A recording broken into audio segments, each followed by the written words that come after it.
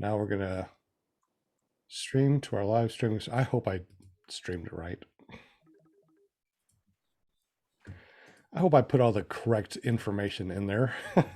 We'll find out. It looks like I did. Looks like I have everything set up correctly, and it should be popping up here in just a moment. Well, it looks like everybody's here. And there we are. Yes, we are live. Are we live? Oh, okay. We are live, but right now there's an ad rolling. So people are rolling in here. So as they're rolling in here, let's check out the chat real quick. We've got Eric PPG Lear, Bill H, Tommy Sutherland, Mark George in the house, Walter from Australia. Man, what's up from tomorrow upside down? We also got Mark George. Oh, you've been talking for a minute. Okay, that's good. Got a lot of people in here. Will Fly. I'm in there too. PPG, the other Nick, what's up? We got a lot of people rolling in. Tommy Sutherland, welcome. This is awesome. I'm really glad that y'all made it here. Thank you so much for joining us. My name is Sean Simons, also known as, what else am I known as? Oh, PPG Grandpa. Yeah, that's it. It's right down here. We do this Clear Prop TV Paramotor podcast every Monday night. You can listen to us here and see us at clearproptv.com, or you can listen to us at paratalk.org. This is going to be an amazing show. And as always, let's introduce the panel before we get to the guest. We got ParamotorUSA.com. She's our Linda Anderson. She's our cheerleader. She's the ones that book everybody. There you are. What's up? Hi, everybody. Welcome. It's Monday night. You know where to be on Monday night, like right here. Nowhere else, right here with us. Thank you so much for joining my chatters. I love you all. Much love. And I'm just happy to be here. You know me on Monday night. My chair is rocking and rolling, and I am ready to go. If you guys want to be on our show, just get up with Linda Anderson. Just go to ParamotorUSA.com. That does forward over to her Facebook page to say, hey, I want to be on PPG Grandpa's Paramotor Podcast, and she will hook you up on Clear Prop TV Paramotor Podcast every single Monday night. We also got Eric Lear in the house. What's up, Eric Lear, buddy old pal? Hey guys, happy Monday. Glad everybody in the chat and listening on the podcast can be here. Awesome. Now you also run a podcast too on Tuesday nights, right? Yep, PPG Tuesday Night Hangout with Will, Brian, Mark, Shane, and myself. And how do we get there and check out those shenanigans that you do every Tuesday night? You can find us at ppglear.com. Awesome. Well, thank you so much for being here, Linda. And do we miss something? We missed somebody. Our guest disappeared. Hopefully he comes back before we finish saying hello to everybody. And we also got Will Fly from willflyppg.com. What's up, bud? Hey, I hope we didn't scare the guest off. I hope not too. Yeah, it's good to be here. I can't fly, but I'm going to do the next best thing. That's talk about flying. Well, flying is always good. Have you put out a new video since last week? I have not. Nope. But if we do want to go check out your videos, how do we do that? You can find me at YouTube under Will Fly, or just go to willflyppg.com. Awesome. Well, thank you very much, Will, for being on the show too. But this is not about us. This is not about the chatters. This is about one guy here that came here and said, I will be on Clear Prop TV Paramotor Podcast on Monday night. And we got Todd Falstad. What's up, buddy? Good to see you. It is good to be here. Thanks for the invite. Lindy searched me out on social media. Can you hear me? Because I had my thing dumped. I had to reboot my system. Well, that's no problem. You're getting my audio? Yeah.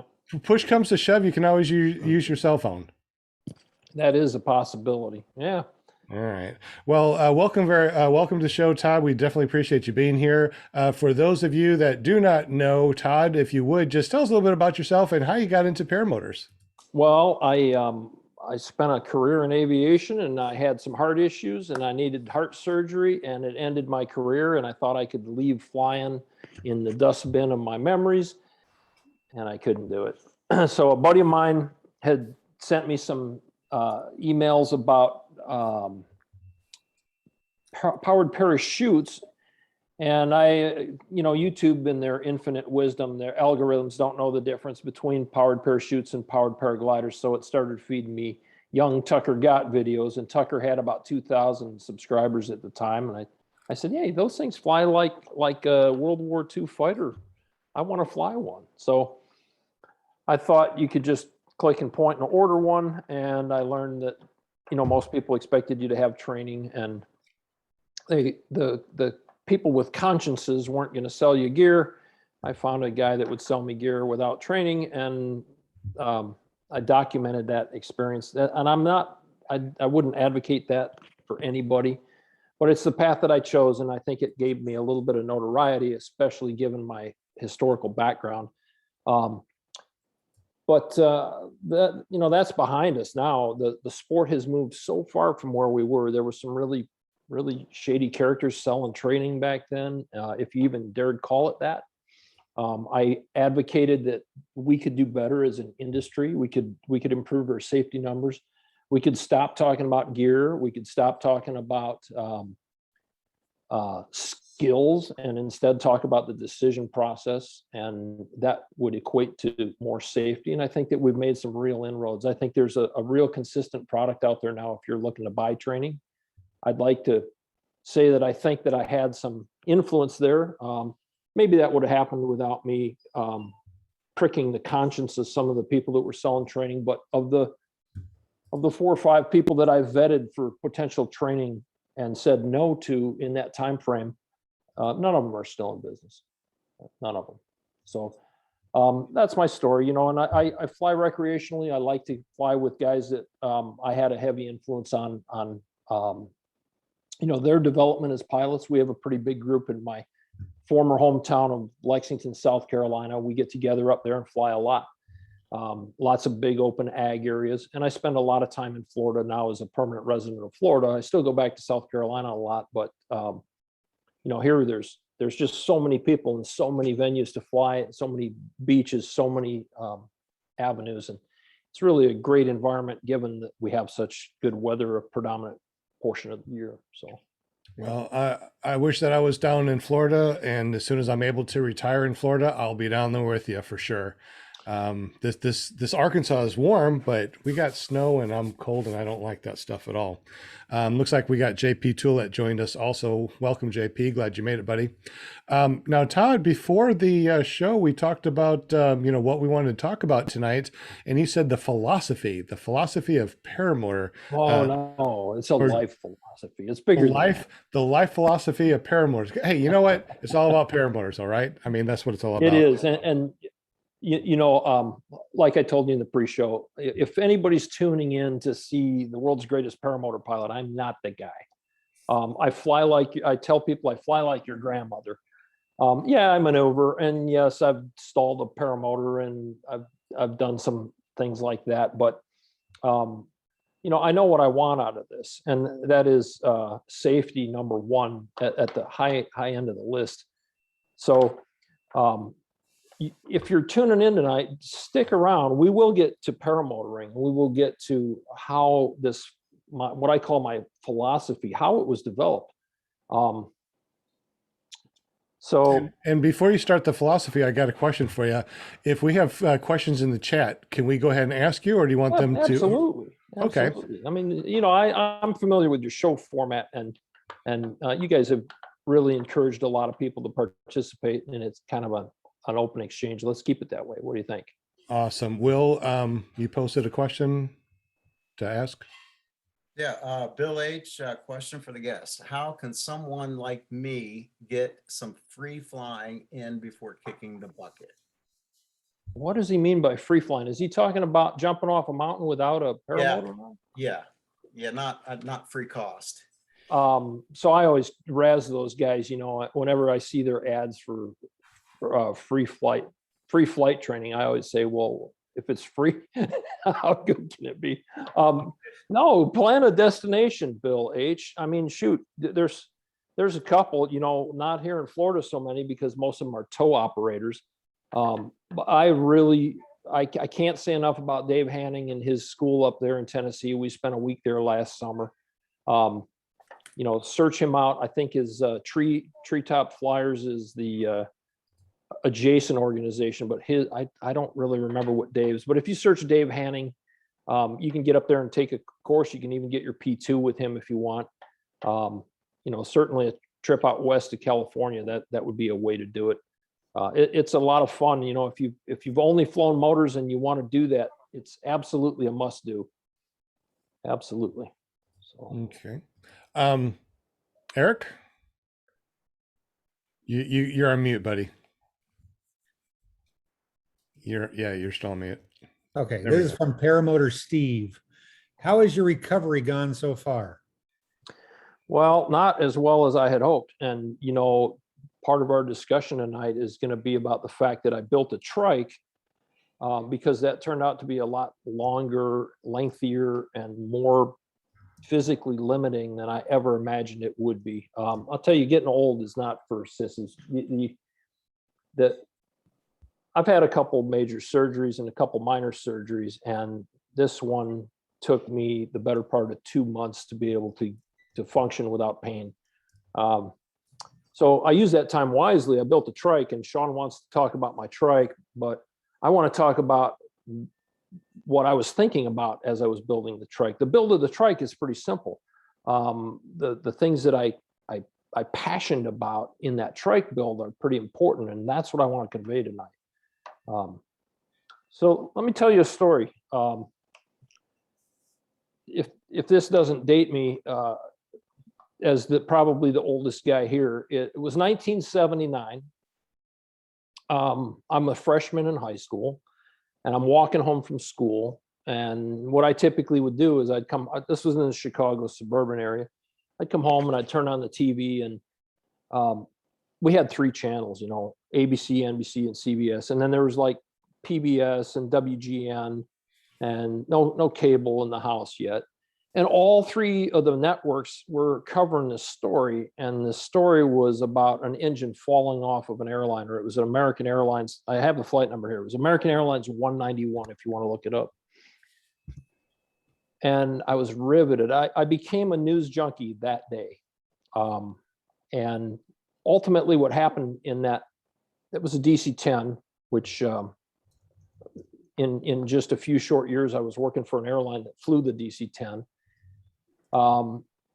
In an engine change, a routine swapping one engine for another, they had used a forklift and they damaged the mount housing for where that engine plugged into the pylon and got bolted to the bottom side of the wing. And they didn't catch it. And by not catching it, when it was taken off under full power with a full load of people and full fuel off of the Chicago O'Hare's field, it sheared off the engine. And the engine continued to run and flew up and around the wing. And it crashed and it killed all those people that were on board. And the story was horrific. It had a tremendous impact on the direction of my life insofar as aviation. I couldn't see the smoke from our house, but it was literally 30 miles from where we lived, where that accident had happened. And, I watched it with riveted to the TV for a day or so while all of that was going on. And, shortly thereafter, I was headed off to college and had an interest in flying and aviation all along, and eventually started doing that in college, and had another incident happen. I think it was my sophomore year in college. Air Illinois crashed in Southern Illinois. I went to Southern Illinois University, and the crash itself wasn't all that spectacular. It involved some failures of communication. But what was interesting to me about it was the way the NTSB handled it and how seriously the FAA took it. And that was formative. That was definitely something that made me consider any and everything that I did in aviation. So I got hired at the airline. I learned how to fly in college, and we had a pretty good program of getting guys enough time to be fairly qualified by the time they got out of school. And I had 13 job offers by the time I was out of college, kind of like kids right now that are involved in aviation. There's such a shortage of pilots. They're going to get employment almost immediately. So I was flying at the airline, and I used to make a an annual pilgrimage up to Oshkosh to go to the air show. And I know a lot of paramotor guys have started to do that now too. And all of a sudden I see this airplane come flying by, and it was totally different than anything that I'd seen. It was a general aviation airplane, and they called it a glass air. Well, they were hyping this thing as a kit plane, you know, and kit planes were kind of getting started, and home built airplanes were kind of getting started. This was a big part of why the EAA was in existence. And all of a sudden this glass air comes by at twice the speed of the production airplanes. And they get talking about how lightweight this thing was and how strong it was, and how fast it was on you know, lower fuel consumption than production airplanes. And I went back to work and I was just enamored with it. I wanted to build one. And I had decided that when the time and money and space were available, I was going to build a glass air. So the captain that I'm flying with that month, his name is Carl Pascarell. If you Google his name, Carl has had his hands in everything to do with aviation. In fact, he just recently, I mean, this is almost 35 years after I met Carl. He just served as a technical advisor on the new series that Disney's doing to replace the original Right Stuff movie about the space agency, or about this race to the moon. So Carl and I are flying together, and Carl was a renowned home-built aircraft builder. He had 9 airplanes in his house and in his garage and in his hangar in various stages of tweaking. So I said, Carl, tell me what you know about this glass area. And Carl at the time was working as the chief test pilot for a program that was designed by a guy named Ed Swearinger in the Swearinger SF-260. And it was an amazing airplane in its own right. And Carl impressed this on me. He said, look, if you take a piece of aluminum and you take 100 pieces of aluminum and you deform them until they bend and they ultimately fail, you're going to get a very predictable weight and stress input that's going to cause these parts to fail, right? And he said the problem with these fiberglass and these composite airplane components is that you can put 10 pounds on one of them and it'll fail, and another one will end up having 1,000 pounds on it, and there's no concise point of predictability for the longevity of some of these fiberglass components and some of these carbon fibers. Now, you know, this is the late 90s, so carbon fiber components were only starting to see their introduction into things like golf clubs and racquetball rackets at the time. And they weren't considered aviation grade materials. So all of a sudden, Airbus introduces their A300. And this is a commercial airplane that's, you know, approximately 300 passengers, depending on how you configured it as an airline. And they have carbon fiber on the thing. And guess who one of their launch American customers is? American Airlines. And American had its long-standing history of their airplanes were polished aluminum. And at the end of each night, their airplanes would go into the hangar and guys would buff on them with orbital buffers and shine those things back up and roll them out onto the flight line. They were always spotless. And now all of a sudden they had this A300 with this crappy looking gray composite painted tail that didn't match the rest of the airplane. And now I'm scratching my head going, but Carl, you told me that this wasn't a good choice, but the manufacturers figured it out. They came up with a lot better processes to get. So one of the keys to this fiberglass thing now is this ratio of resin to fibers. And they cracked the science to it. And next thing you know, all kinds of airplanes are being made out of fiberglass components. But subsequent visits to Oshkosh, there was an airplane that was really wildly popular. The van series, the RV4, the RV6, the RV8, those things they're just legendary. There's 6, 7, 8,000 of those things out there flying. They had a steel tube that ran around the inside of the canopy, and it blocked your vision, especially if you were a tall guy. It was like right at eye level. So I met this dentist, and he had one that his was, you know, 43 knots faster than the next fastest RV out there. He was really a detail-oriented guy, had a long history of private air racing. And he had removed that tube, and the tube was rollover protection. If that airplane flipped over, it prevented the pilot's neck from getting broke. And I asked him, I'm like, dude, where's the crush tube? How did you do this? He said, oh, I laid up this carbon fiber spar that goes in there, and it's only 1/8 of an inch thick, and it's stronger than that 1.5 inch steel tube that was blocking my vision. I was like, so what does it weigh? Oh, he says it's 1/5 the weight of the steel. I'm like, how about that? That's pretty cool stuff. So, you know, you started seeing carbon fiber being introduced into airplanes like the Beechcraft Starship. I don't know if you're familiar with that. That was a civilian answer to the business jet market, turboprop, an all carbon composite and fiberglass airframe. And the FAA came out and said, well, okay, you can build this and we'll certify it. You can sell them and you can sell rides on them, but we're going to limit the airframe to number of cycles, because one of the problems with some of these composite materials like the Scout Paramotor is they're not ductile, they don't flex, and they tend to shatter if they have an impact.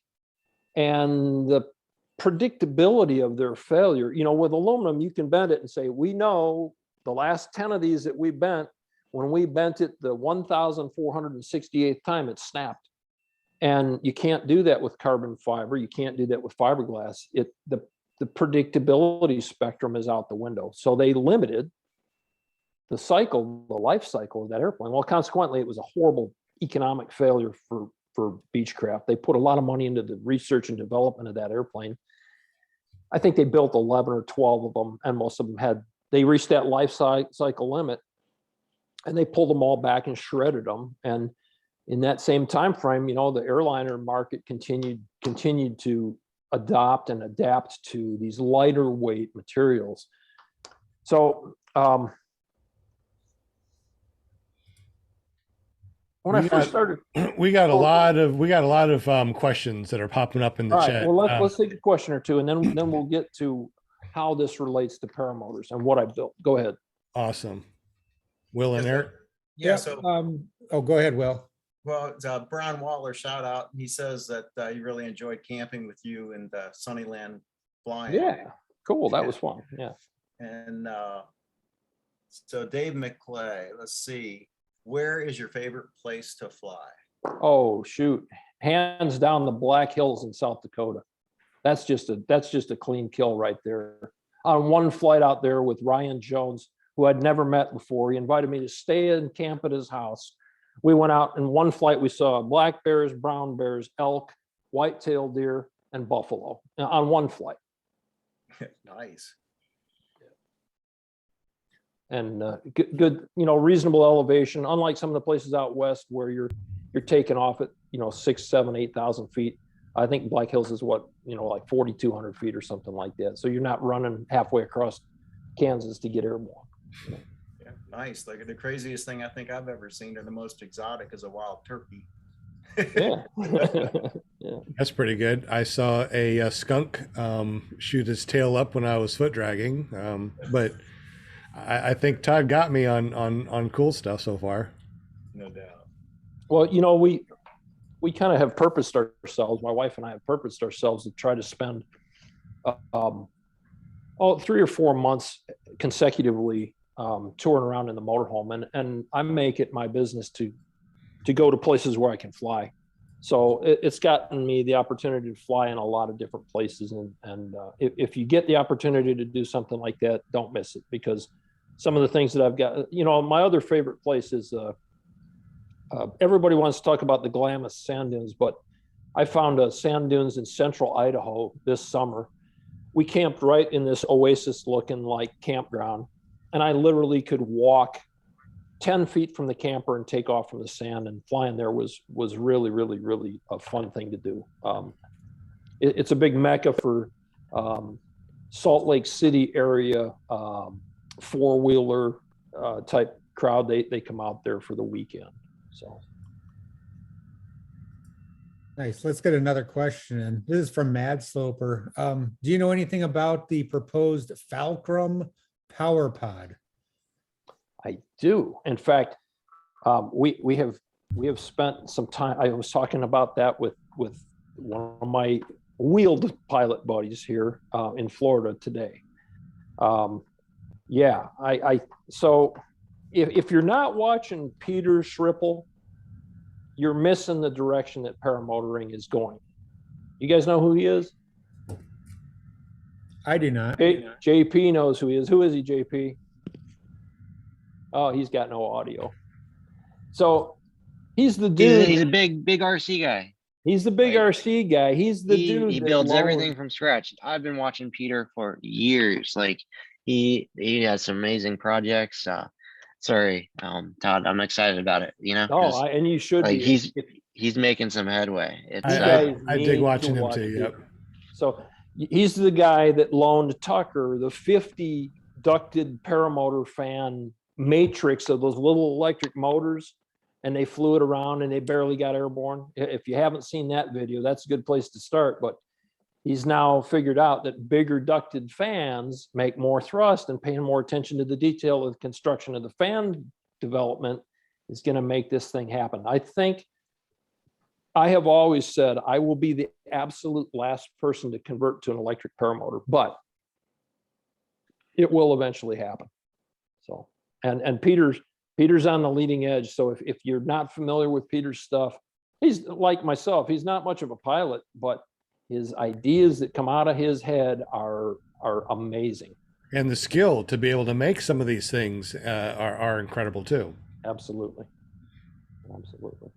So let's talk about another turning point. Okay. So I was flying the 727, an airplane that was designed in the 50s, built in the 60s and the 70s. And I'm just putting in my time at the airline, and, flying my schedule. And I get to lay over somewhere and I turn on the TV in the hotel room, and there's this horrific footage of Al Haynes's crash. It was United Airlines, and they crashed in a field, or they crashed on the airport at Sioux City, Iowa. And what happened in that thing was the fan blades that all plugged into the wheel around the engine, that engine had a casting flaw in it, or a forging flaw. It had some debris in the metal that caused the weight of those fan blades spinning around to pull that thing apart. And it sheared all of the control lines for the flight controls. And the engine itself stopped running. The two wing engines kept running. And they were able to fly the airplane back to the field and crash land it. And half the people lived. And it was amazing that anybody lived with an airplane that was virtually uncontrollable. So that marked the validation in my life that these things are important. The engineering side of these things, material selection, the process. So, I flew another airplane in the meantime, but I ultimately went to the 777 for a significant portion of my career. And that airplane was the first airplane that was CAD designed. So if you have any interest in building anything for paramotors, a decade ago, it would have cost you $10,000 for an OEM version of AutoCAD. And now you can use Fusion 360 as a hobbyist. So if you have any desire to do this, the tools that were used by big production companies like Boeing are now in your hands. And that's where guys like Peter are making a difference in this, because one of my friends in South Carolina, his name is Philip. He doesn't do social media. He is classically trained as a machinist. So he went to a trade school for state-of-the-art machinists. And Philip introduced me to Fusion 360, and we collaborate all the time using Fusion 360. So I can draw something up, I can email Philip and say, hey, Philip, take a look at this drawing. I can't solve whatever it is. and he can open it on his end and he can work on it and he can solve it. It's kind of like open source engineering. And that's where the future of paramotoring is going. So when you put a guy like Peter out there and you give him the tools like Fusion 360, the sky's the limit, literally, because you've got this brain trust. It's no longer just one guy building a paramotor or building a paramotor trike or coming up with the next best product in his garage. It can be a community sourced brain trust project. And that's where we're going with this thing. So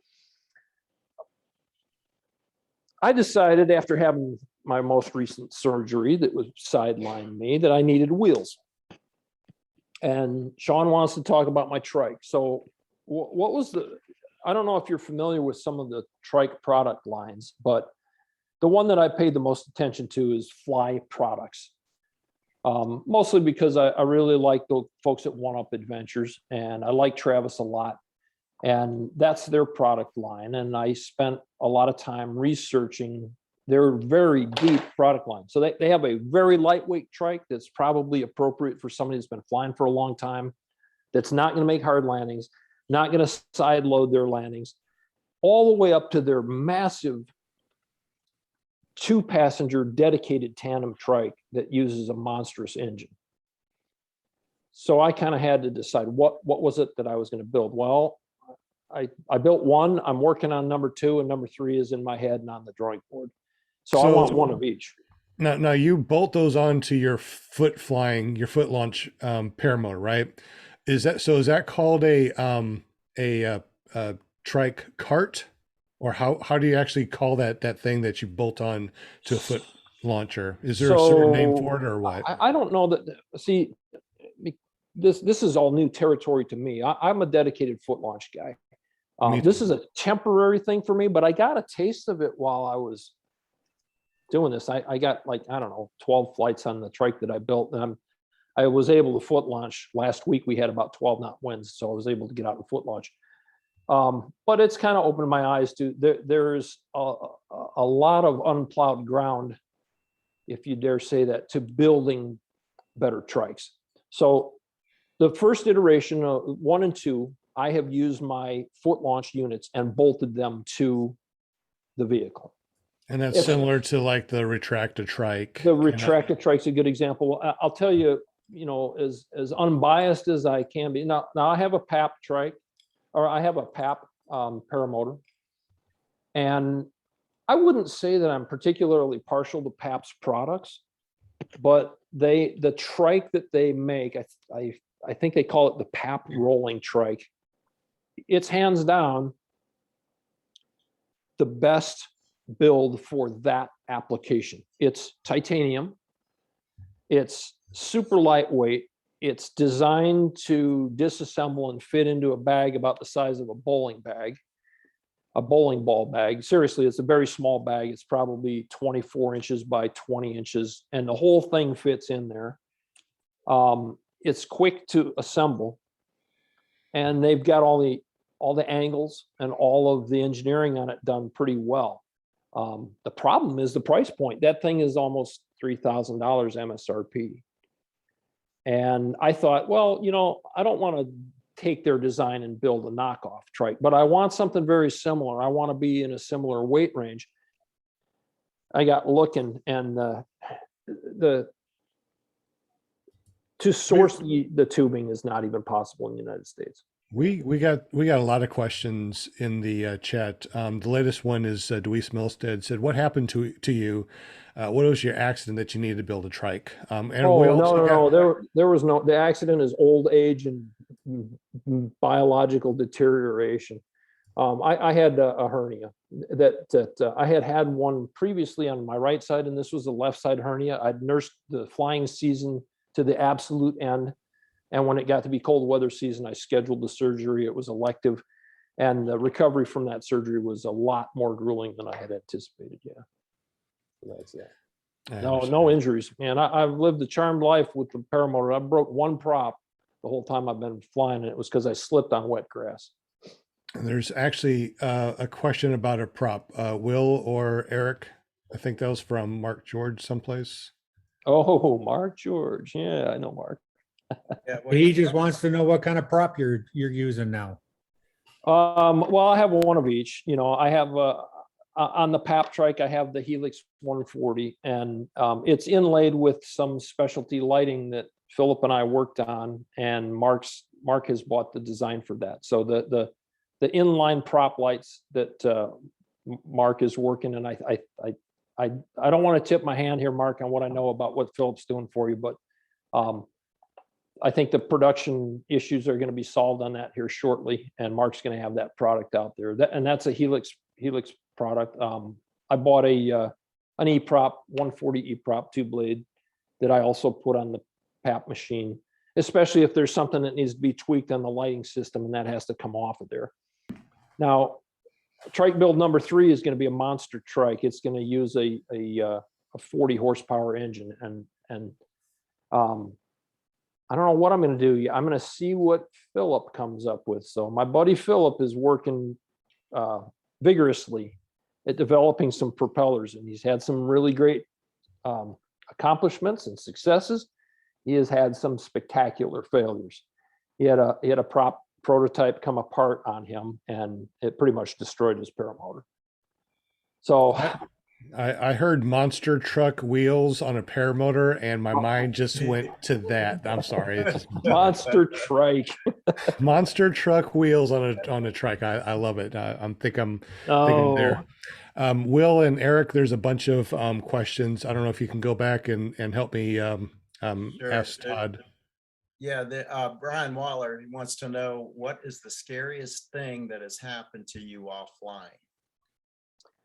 Ooh, okay, so we got to qualify that. There's a whole lot more scary things that happen to me career-wise flying than have ever happened to me flying a paramotor. So you know, one of the big disconnects here is when you fly recreationally, you are responsible for what happens most of the time. It's your decision-making process. When you're flying for a living, you're going no matter what. So you need to mitigate the risks to make that work. And that's where the scary stuff happens, because you make compromises and you say, instead of saying, screw it, I'm not going flying today, I'm going to put my paramotor back in the car and I'm going to go bowling, or go back and sit at the house, or go back and work on parts. You know, at the professional level, I don't care if you're flight instructing or airline flying or working for a corporation, the boss is in the back of the airplane, and he expects to be wherever he bought the ticket or is paying the bill for that flight department to get him on time. And that's where the rubber meets the road. And a lot of guys don't see that from the recreational side, you know, that they don't understand that. Well, how could they make that decision? How did that guy get into that situation, or did that crew get into that situation? It's because the pressures are different.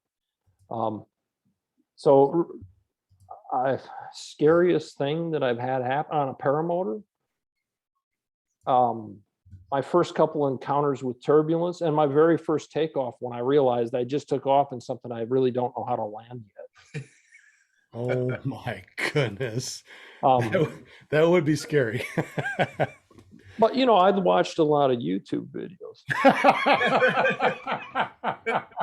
You know, don't discount it. So here's my bent on internet learning. Right now, our friend Peter Sripple, the guy with the ducted fan and the one that made all the paramotors for he works for Flight Test. He does all the RC stuff. His sponsorship is I forget who it is. It's something. It's a learning based. It's a web based. You can learn about anything. And I think if they were to put together an online paramotor course there, it might not be the right answer for everybody, but it would be beneficial for a lot of people. So. You know, So sorry to be so disappointing to Brian there. You know, I can't really, and I'm not going to get into my professional flying stuff that was scary, because that's not the topic of your show, right? Well, I guess whatever you guys want to talk about. I mean, you know, it's flying, it's aviation. I don't really care. I know that we got a lot of questions. I am supposed to ask you, Resurgence PPG, which rocks, by the way. Todd wants to know, what your fajita recipe is. I'm supposed to ask you. Oh, is Todd Scandrett going to be at Wachula in a couple weeks? If so, I'll share it with him. If he's not going to show up, I'm not telling him. All right, there you go. Offer on the table. Yeah. I have 2 questions here. One is from Deweese and the other one is from Clark's video. I'll kind of put them together. How long have you been flying paramotors and how old are you? Okay, I'm 57. My heart surgery that ended my airline career happened when I was 50, and I took a year off and never looked at any. I sold my personal airplanes. I had a small stable of airplanes. I liquidated those. I kept the hangar, which keeps me.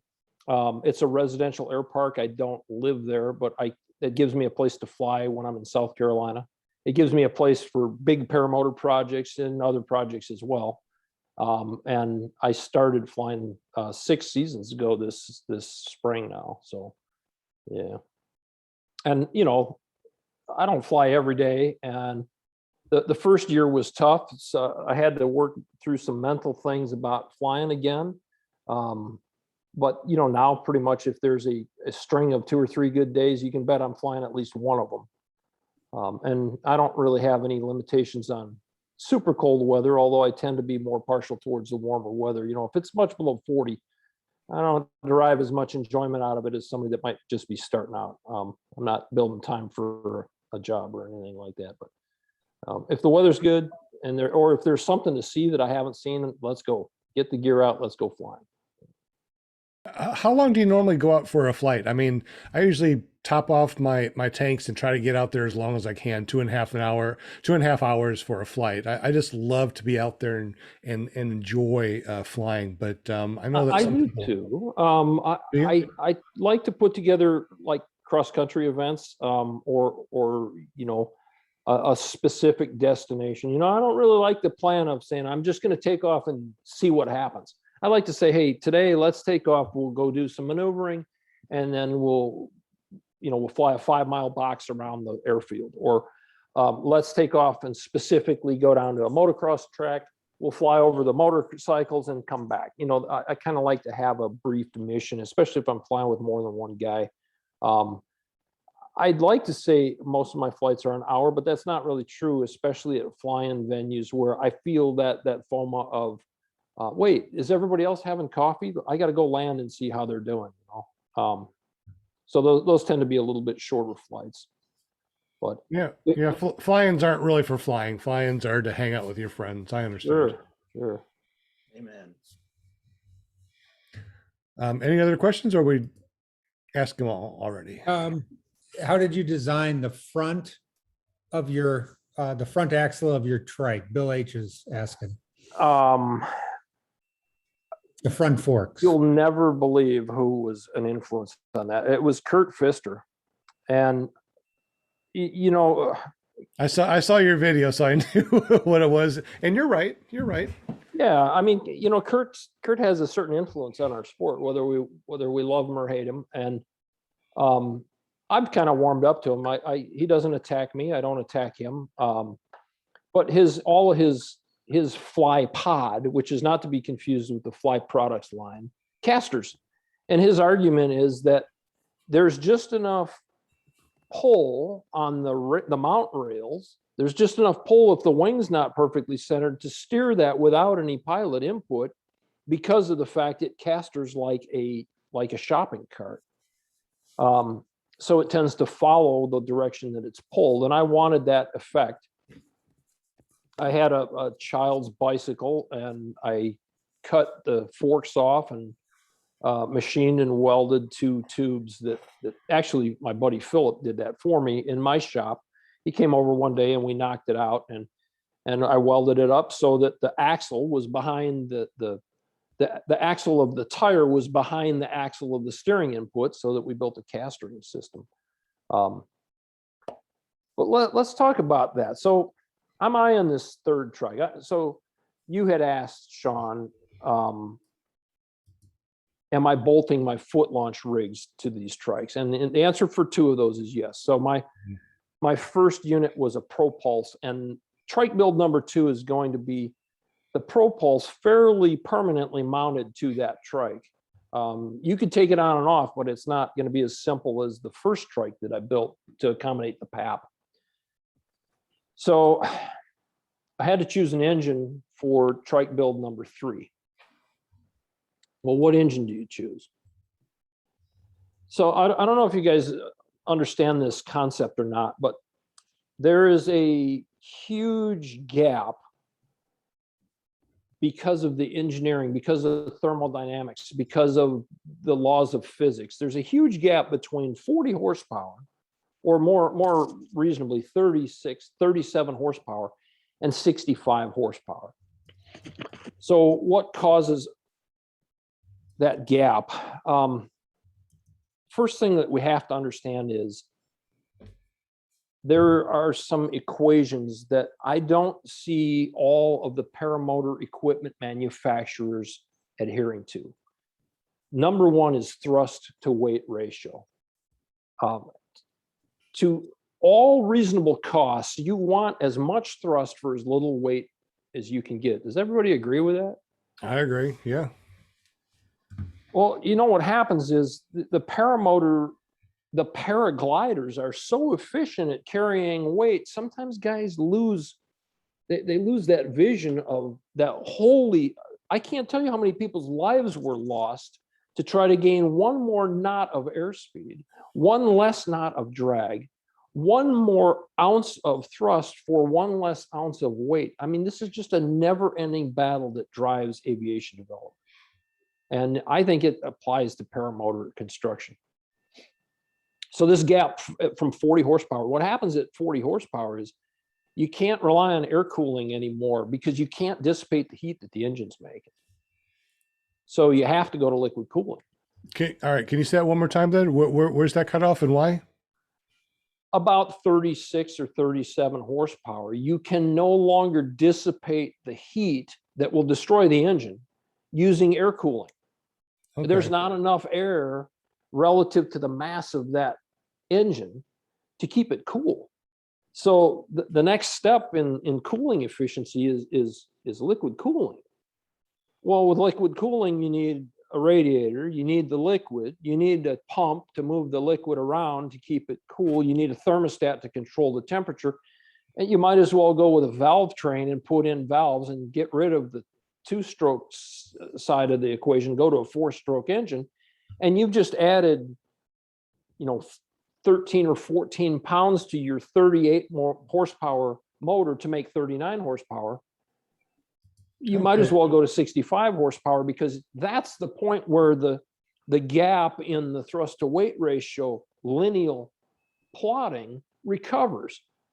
So there are no options in that 45, 50 horsepower range that makes sense. So for people that fly the Moster 185, which is pretty popular out there, how much thrust is on that? Do you know offhand? Yeah, I do. And on mine, we've measured it about 176 pounds of thrust. John Ripa had the same engine with slightly different propeller and different ratio. His made 180 when we did it down at one of the fly-ins last year. But we're talking really about 25 to 27 horsepower. And how you manage the thrust is really a function of how, that doesn't add weight. That's just a matter of tinkering to get thrust differentiations. It's the horsepower that's going to ultimately give you the thrust. So we need to talk about horsepower. And okay, then how much I'm sorry. Then how much horsepower is a Moster 185 about? Typically, it's going to be 25 horsepower at about 8,200 RPMs. So 25 horsepower. So what would get you up to that range that you're just on that teeter-tottering between air-cooled and liquid then? What kind of motor? Right now, your options are the Polini 303, the Viterazzi Cosmos is the choice that I've already made in my mind. That's the 36 horsepower solution. And it stays right on that flat line of plotting thrust to weight ratio. So to gap up beyond that, there are some solutions. So there's a guy, he brought a trike to Mountain Cities flying. It wasn't a trike, it was a quad. Okay. He calls it the Dragon. Super nice guy. I spent a lot of time talking to him at the fly-in. And he has a solution. He's gone with the Rotax 503 engine. And that engine makes close to 50 horsepower. And it's air cooled, but it was notoriously unreliable. Rotax doesn't make it or support it any longer. So you can't plan production on it. Now he has, and you can buy the engines rebuilt, but the design is 30 years old. The engines are at least 20 years old. And he's offering a warranty with them, which is a cool thing to do as a manufacturer. But he has not designed that Green Eagle look-alike quad based on an engine that's currently being manufactured. And the thing that I'm trying to do with the designs that I'm working on is I want to make sure into the future that there's repeatability for the design. So everything is CAD CAM. And the parts can be sourced at least of the day that it leaves my design. We can duplicate it with currently manufactured parts, and you just can't do that with the Rotax 503. Hey, Todd, with what you were saying, was that referring to 2 strokes, or is that the same with 2 strokes and 4 strokes? Yeah, it really doesn't matter. There are reasons to go to 4 strokes for fuel economy. The 4-stroke and cooling with liquid kind of comes bundled to gain the efficiency jumps that you need to make that horsepower in that range. Yes, there are 2 strokes that are liquid cooled, and yes, there are 4 strokes that are air cooled, but that they're oddities, and they don't stay on that plotted path of we added more horsepower, we added a little more weight, and there's a linear climb up. They're somewhere off of that chart, which makes them poor choices, in my opinion. Okay. So I'd like to build a 50 horsepower monster, not truck tire, monster trike. I'd like to build that trike, 50 horsepower that can easily carry 2 big 250 or 300 pound guys. So real quick, if you're gonna build a trike, why couldn't we build an electric motor with a bunch of different batteries that could let you go fly for a couple hours? Because the weight too long. Okay, there's another equation that has to be, what's the duration of runtime is too short with the current technology, and the weight to get the duration of runtime up to where we would like it to be. I can't accept a 30-minute when it's over with, you have no power solution. Those batteries run until they're completely depleted, and bang, you have no thrust. If that happened at an hour and change, I'd be more warmed up to it. Yeah, the SP140 that I test flew got an hour battery. So, with one battery, it can go for an hour. And if you got 2 batteries on the trike, then possibly, almost 2 hours with that. I think right now. Trikes, you may be onto something there, or, and I have thought about this too, is that trikes might be more apt to solve this problem or to usher in a greater acceptance of electrics. Mm-hmm. But, I flew a lot of airplanes in my career where they had various different styles of batteries built and engineered into the system. And electrical systems in transport category airplanes is the backbone of the system. That's where your reliability and your safety comes in. That's where the Air Illinois crash that I referenced earlier failed so miserably, is they had nickel cadmium batteries, and they had swapped out the nickel cadmium batteries for early LiPo batteries, and the crew didn't understand the difference in how they discharged, and it ultimately killed them because of their lack of understanding. That they were anticipating the lights to slowly get dimmer and dimmer and dimmer and go down, and that battery ran full power output until it had nothing left, and bang, everything went black, and they crashed in a cornfield. Gotcha. It is almost 8 o'clock. JP wants to do a group shot for us, and we got a ton of questions that we need to ask you. And how much time do we have? I mean, we've been talking to you for about an hour. Do we have you for another hour, Todd? Sure, absolutely, absolutely. Sounds good. JP, whenever you're ready, unmute yourself so you can tell us when to. Ready, guys? 1, 2, 3. Oh, I wasn't smiling. Ready? Okay, one more. Ready? 1, 2, 3. There we go. Perfect. I can breathe again. All right, good deal. Hey, Resurgence PPG had a question for you, Todd. He says, would, can you help me with a trike we need for a paraplegic we are getting ready to sponsor? Absolutely. But I don't know timing wise. Yeah, I'd do anything for Todd. And I know that, you know, in one of my videos, I referenced that Santa Croce used a wheelchair conversion for their Project Airtime trike that they take folks in that situation up with. And absolutely, if we had a chance to sit down and discuss, you know, what Todd wants out of that trike, absolutely. Yeah. Awesome, man. Awesome. Are you going to Bad Apples this year? That's I haven't committed to it yet. I know I'm going to go to the replacement for the Palm Bay Fly-In, which is going to be down there at Okeechobee again. That's a really good venue. There's so many cool places to fly around there.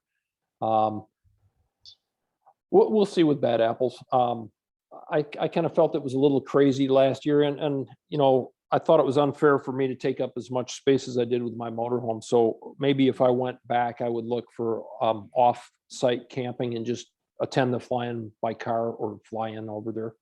I'll let you borrow my tent. Oh yeah, yeah. It doesn't take any space at all.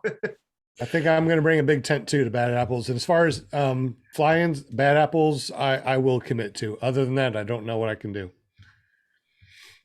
I got a real important question here. This is from, I haven't heard of this guy, JP Tulo. He's wondering who your favorite PPG TikToker who's sitting on the panel tonight and has a cloud wallpaper. How many views? How many views is his most viewed TikTok had? 2.5 million last time I checked, right? Isn't that amazing? What social media is just out of control. Nothing to Insane. do with paramotors, by the way. No, That one. No. That one. It had something to do with a paramotor pilot, though. Yeah, that's true. That's true. Who would Since that be? we're- Shameless plug. Yeah, it's well worth it. Well worth it. Whoops. Everybody gets a shameless plug on this channel. We know that. So, hey, you want to talk about material selection? As far as like building an actual paramotor, A trike. a trike, There we yes. go. So, okay, Let's ask one. I got one more question here. all right. Marshall Laney, he has a question. Do you fly with an ADS-B in? Would you fly with an ADS-B out if it was available for PPG? Absolutely. Me too. Absolutely. No, I don't fly with an in. I don't think there's a whole lot of value in knowing that you're about to be run over by somebody because we can't maneuver out of the way so much. And you know, the theater of operation for a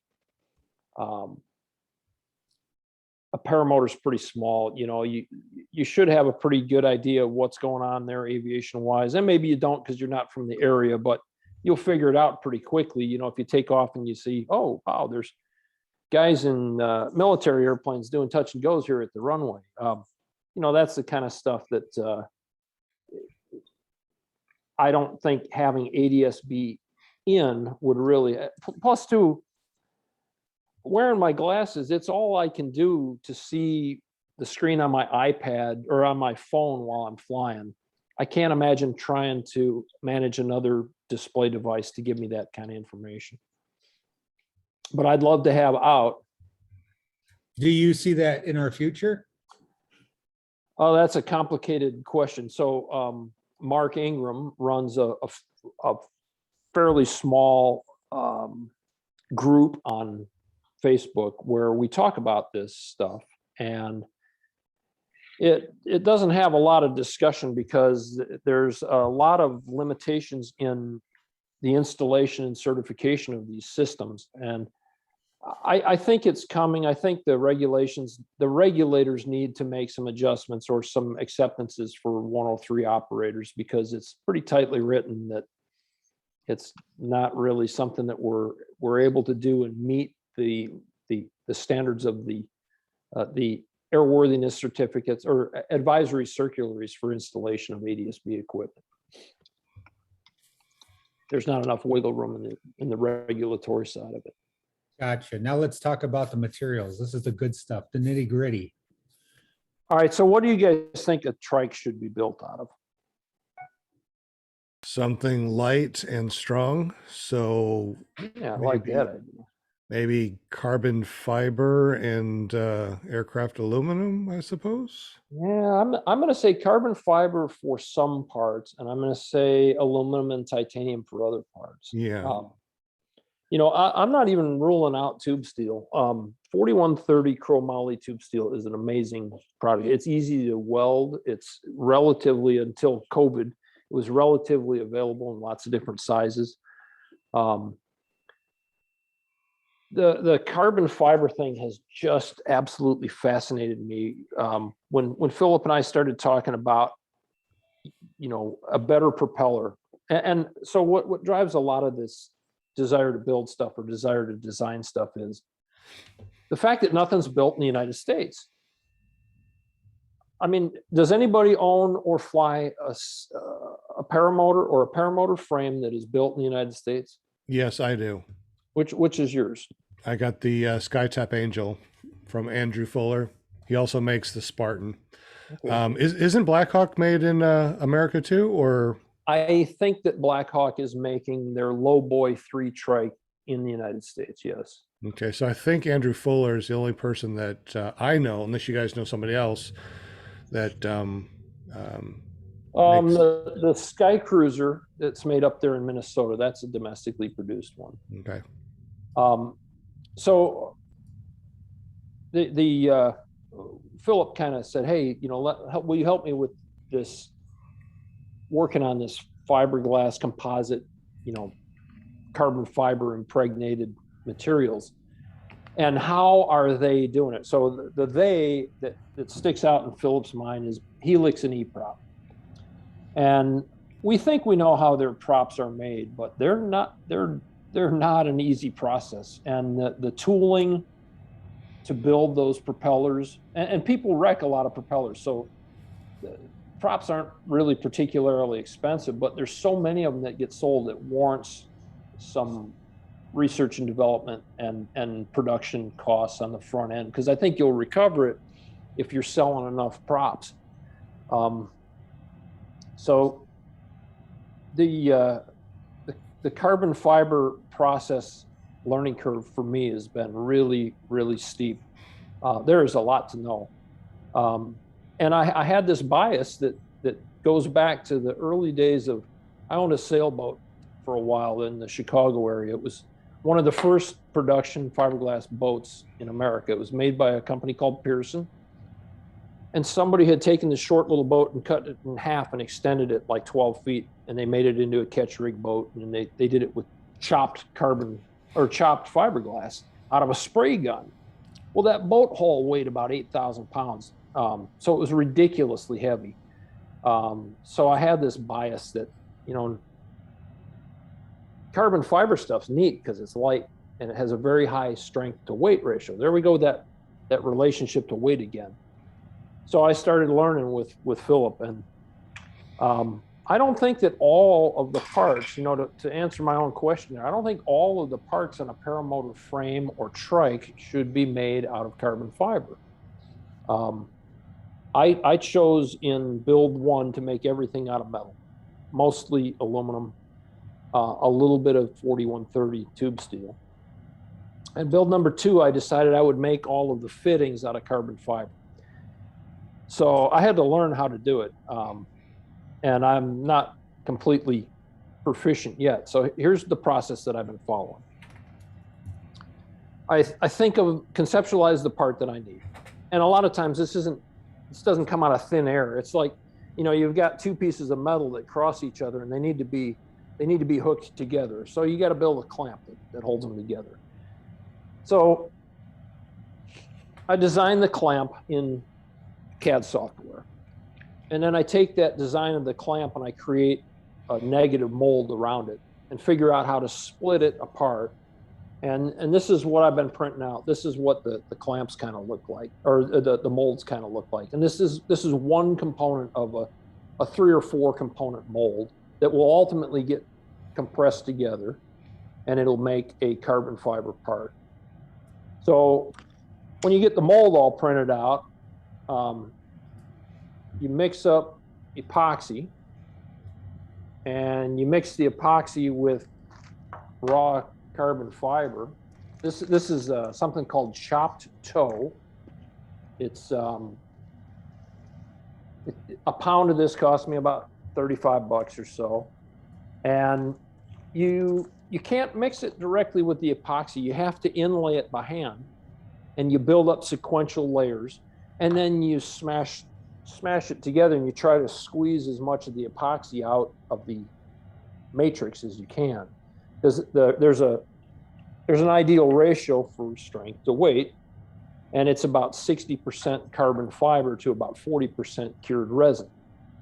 And you don't have to hit that, but that's the strongest that you're going to get. So if you don't have enough resin, you're going to have part delamination problems. If you have too much resin, you're going to have weakness and cracking, and the resin tends to deteriorate in solar conditions, degradation. So after this cures tomorrow, I'll have to chisel the mold off of here. I won't be able to separate it. You know, with more expensive molds, if this was made out of aluminum or stainless steel, I would be able to pry it apart and get the part out of it. But because I 3D printed this for $1 on my 3D printer, it's destructible, and it's all waste material except for the part that's inside. And when the part that's inside comes out, this is what the part looks like. So this component is part of a clamp system, and it does just like I said. It's going to tie the front spar to the paramotor frame that I'm bolting to it. This is the more permanent application, and this component weighs about 53 grams. So it's approximately 75% of the weight of aluminum. The sourcing costs on it were about the same cost of buying a block of aluminum and machining this. It's repeatable because I can print out more molds and make more of them. And it's 5 times lighter than steel. Is that something you can make a whole paramotor out of? Absolutely. Wow. This thing is infinitely strong. There is zero flex in this piece of material. Now, it's not impact resistant.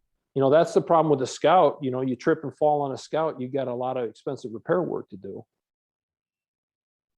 But in the right doses, I think this is an amazing material. So what this has given me is, you know, you asked about clamping so this is a 2-component clamp that I've been working on. And this is going to bolt around the main axle. And the smaller hole here is going to bolt around the paramotor frame at the bottom. And this is going to hold the two together, and they won't be able to separate because this will be through bolted. And these 2 components weigh about 30 grams a piece. Now, the equivalent components made out of aluminum would weigh, 60, and made out of steel, they'd be closer to a pound for these 2 components. Wow. That's amazing. And how did you come up with this ratio and this for paramotors? Where'd this pop in? The internet. So that Skillshare is the name of the sponsor that's sponsoring Peter. It's called Skillshare. There are, so the purveyors, the people that want to sell you this stuff, they're out there creating training content for how to do this, how to make carbon fiber infusions, how to do vacuum bagging, how to do open layup carbon fiber. The information's out there. You just got to go searching for it. It doesn't cost anything. I mean, the material costs, but the knowledge doesn't cost anything. You just got to go find it. Amazing. So I had a friend get hurt very badly in a paramotor accident. And it was a sad situation because he's a really good guy. And I wish he quit flying over it. And I wish he was still flying. My impression of how he got hurt was because he was flying at a tree and he squeezed the throttle expecting the paramotor to rotate out in front and him to climb up and go over the tree. And he was at such a high weight to thrust equation that all that happened was it accelerated him and he crashed into the tree. I rate of climb or excess thrust to be able to climb is so important. It is the single thing back to my airline career, the single thing that made the early days of flying at the airline dangerous. And I honestly believe that it's just by the grace of God that I wasn't involved in an accident in some of those early days until the better equipment came along. And by better equipment, I mean more thrust to weight ratio, better material selection, better manufacturing processes, better engineering in CAD,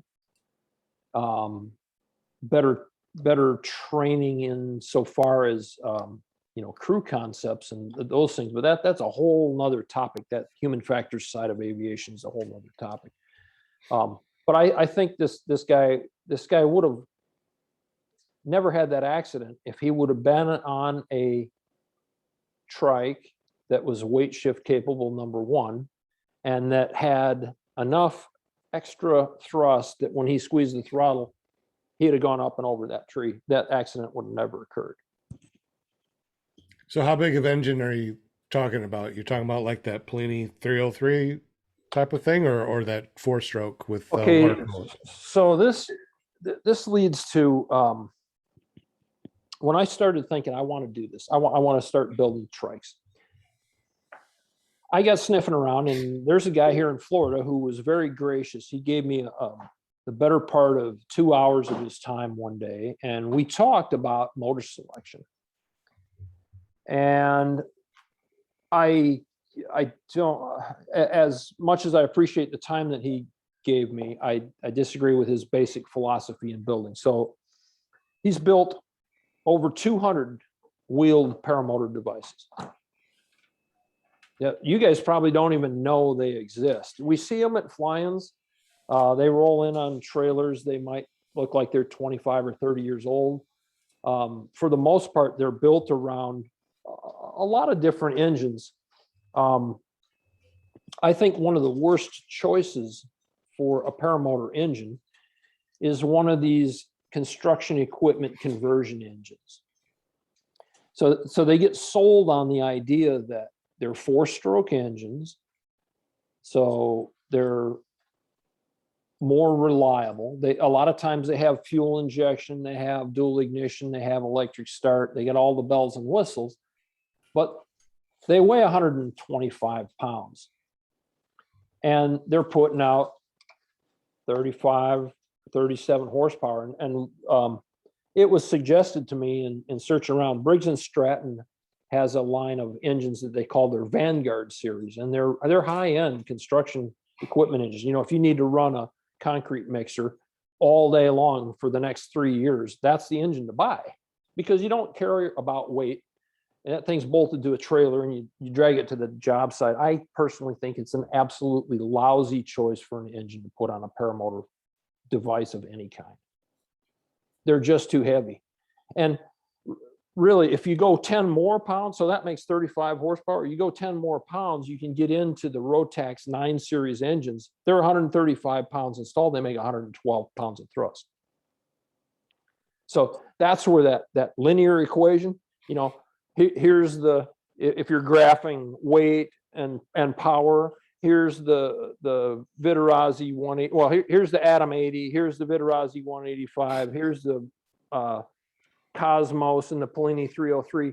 And then way down here is the 35 horsepower, or I should say, if weight's up here, way up here is the weight of those construction engines.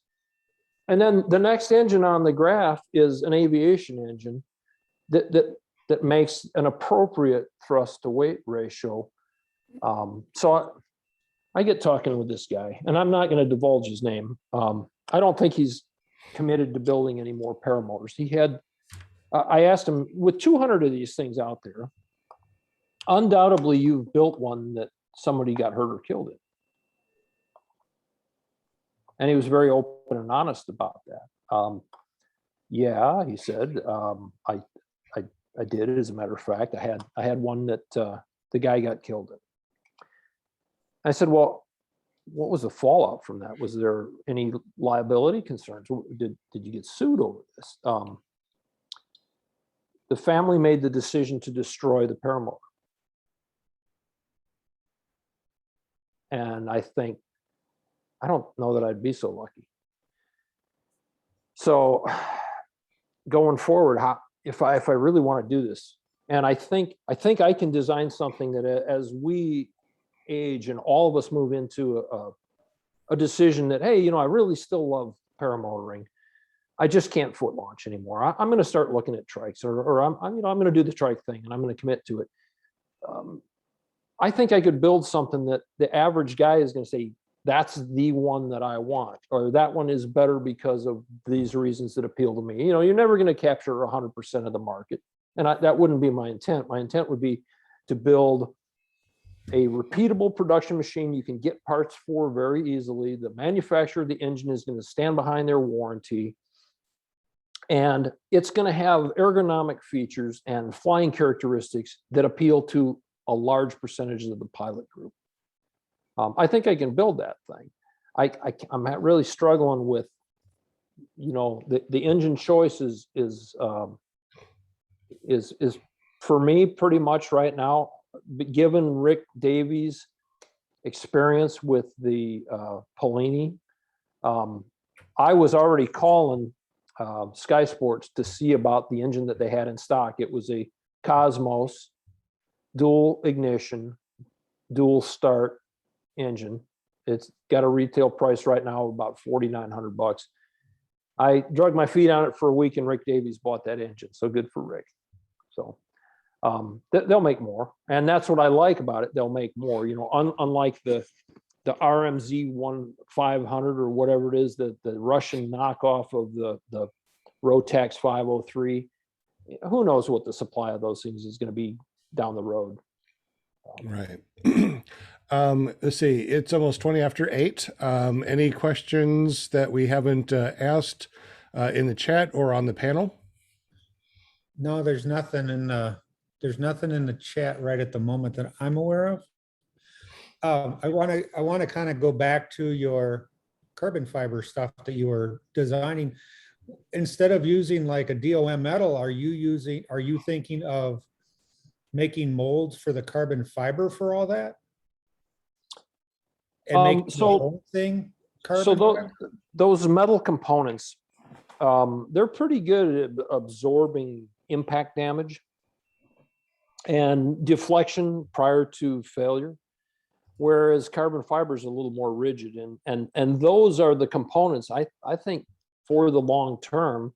Guys use fiberglass axles on a lot of the trikes, and an awful lot of the trikes out there are using a 1 inch or 1.25 inch fiberglass shaft that inserts into a steel tube, and that's where they get a little bit of flex. But I want to build a machine that has true suspension, and the flex with those fiberglass rods isn't dampened. It's just random flex out there, and because it's thick enough, it's able to absorb that. But they come with a weight penalty. Those things are pretty heavy, and I think that for the choices that I've made, 6160 is a better choice, and 7075, which is a little more tensile strength oriented aluminum, is even better yet. So the first trike that I built has a one solid piece 6061 hollow piece of tubing for the axle, and the very end of it is plugged with bushings that I made out of 7075 to mount the wheels to. I don't see that changing anytime soon, but there are techniques out there. So there's a way to take any size tubing that you want and wrap it in carbon fiber and bake it in an autoclave and cool the metal out from the inside and slip it off of there. And now you've got a carbon fiber tube that can work. But so let's say you were to fly in and you taxied and one wheel went into a ditch and for a moment got twisted and torqued a little bit. You might be able to bring it back to your trailer and with some brute force bend that axle straight enough to fly and finish the rest of the flying. If that happened with carbon fiber, you're done. Yeah, because it's going to fracture. Right. And one of the problems with any of these composite type materials is it's not really easy to assess how damaged the part is if they get damaged. So I think you want to limit the use of carbon components and carbon fiber components to areas that are either need to be thin and you want to be aesthetic, or like this where they're in a part of the construction that's not likely to absorb any impact. So I hope that answers that question. But Yeah. I do have a question. What features are you thinking about putting on a production trike like you're talking about? What are some of the features that you think people would want to have on a trike? And before you answer that, JP has to go. So farewell, JP. Thank you so much for hanging out with us as long as you have. Yeah, always a pleasure, guys. Todd, thanks so much for coming on. yeah, Really appreciate it. Man, I wish I could listen. I could listen to what your mind is like, you know. You really need to write just a book. regurgitate. Just regurgitate from other people. I don't think one book would be big enough, dude. You really need to write a book. Like everything that you've got up there. It's I think it's so too. very impressive. So thank you Well, so thanks. much for coming have on. a good evening. You bet. You too, Yep. guys. I'll catch you guys later. Thank you very much, JP. And also too, guys, thank you very much for listening to us. We'll probably just keep on talking until, Todd can't talk anymore. If you guys are interested in the spinning wheel of winning things, we're not going to do that. However, I do want to send some stickers out from Paraswag USA. Mark George has given us a stack of these things to give away. So thank you, Mark and Amy. We appreciate you. And I'll tell you how to do that in just a moment. So Todd, features that you think people would really need or want in a trike. So there's a fellow that flies the Green Eagle. The Green Eagle crowd is man, there's some good guys in there. They fly a lot. And Ashton Brunner built that Green Eagle or designed that Green Eagle machine. It's a quad. I don't know if you're familiar with it or not. It uses a Kohler equipment engine as its power plant. And they came out of if you dare call it a factory, they came out of Ashton's hangar down there in Austin, Texas, right at about 254 pounds, right? So you guys know that the FAA has said that you can participate in FAR 103 with your flying contraption as long as its basic weight doesn't exceed 254 pounds, right? Does everybody know that? Yes. And reserves and other things don't count towards that weight.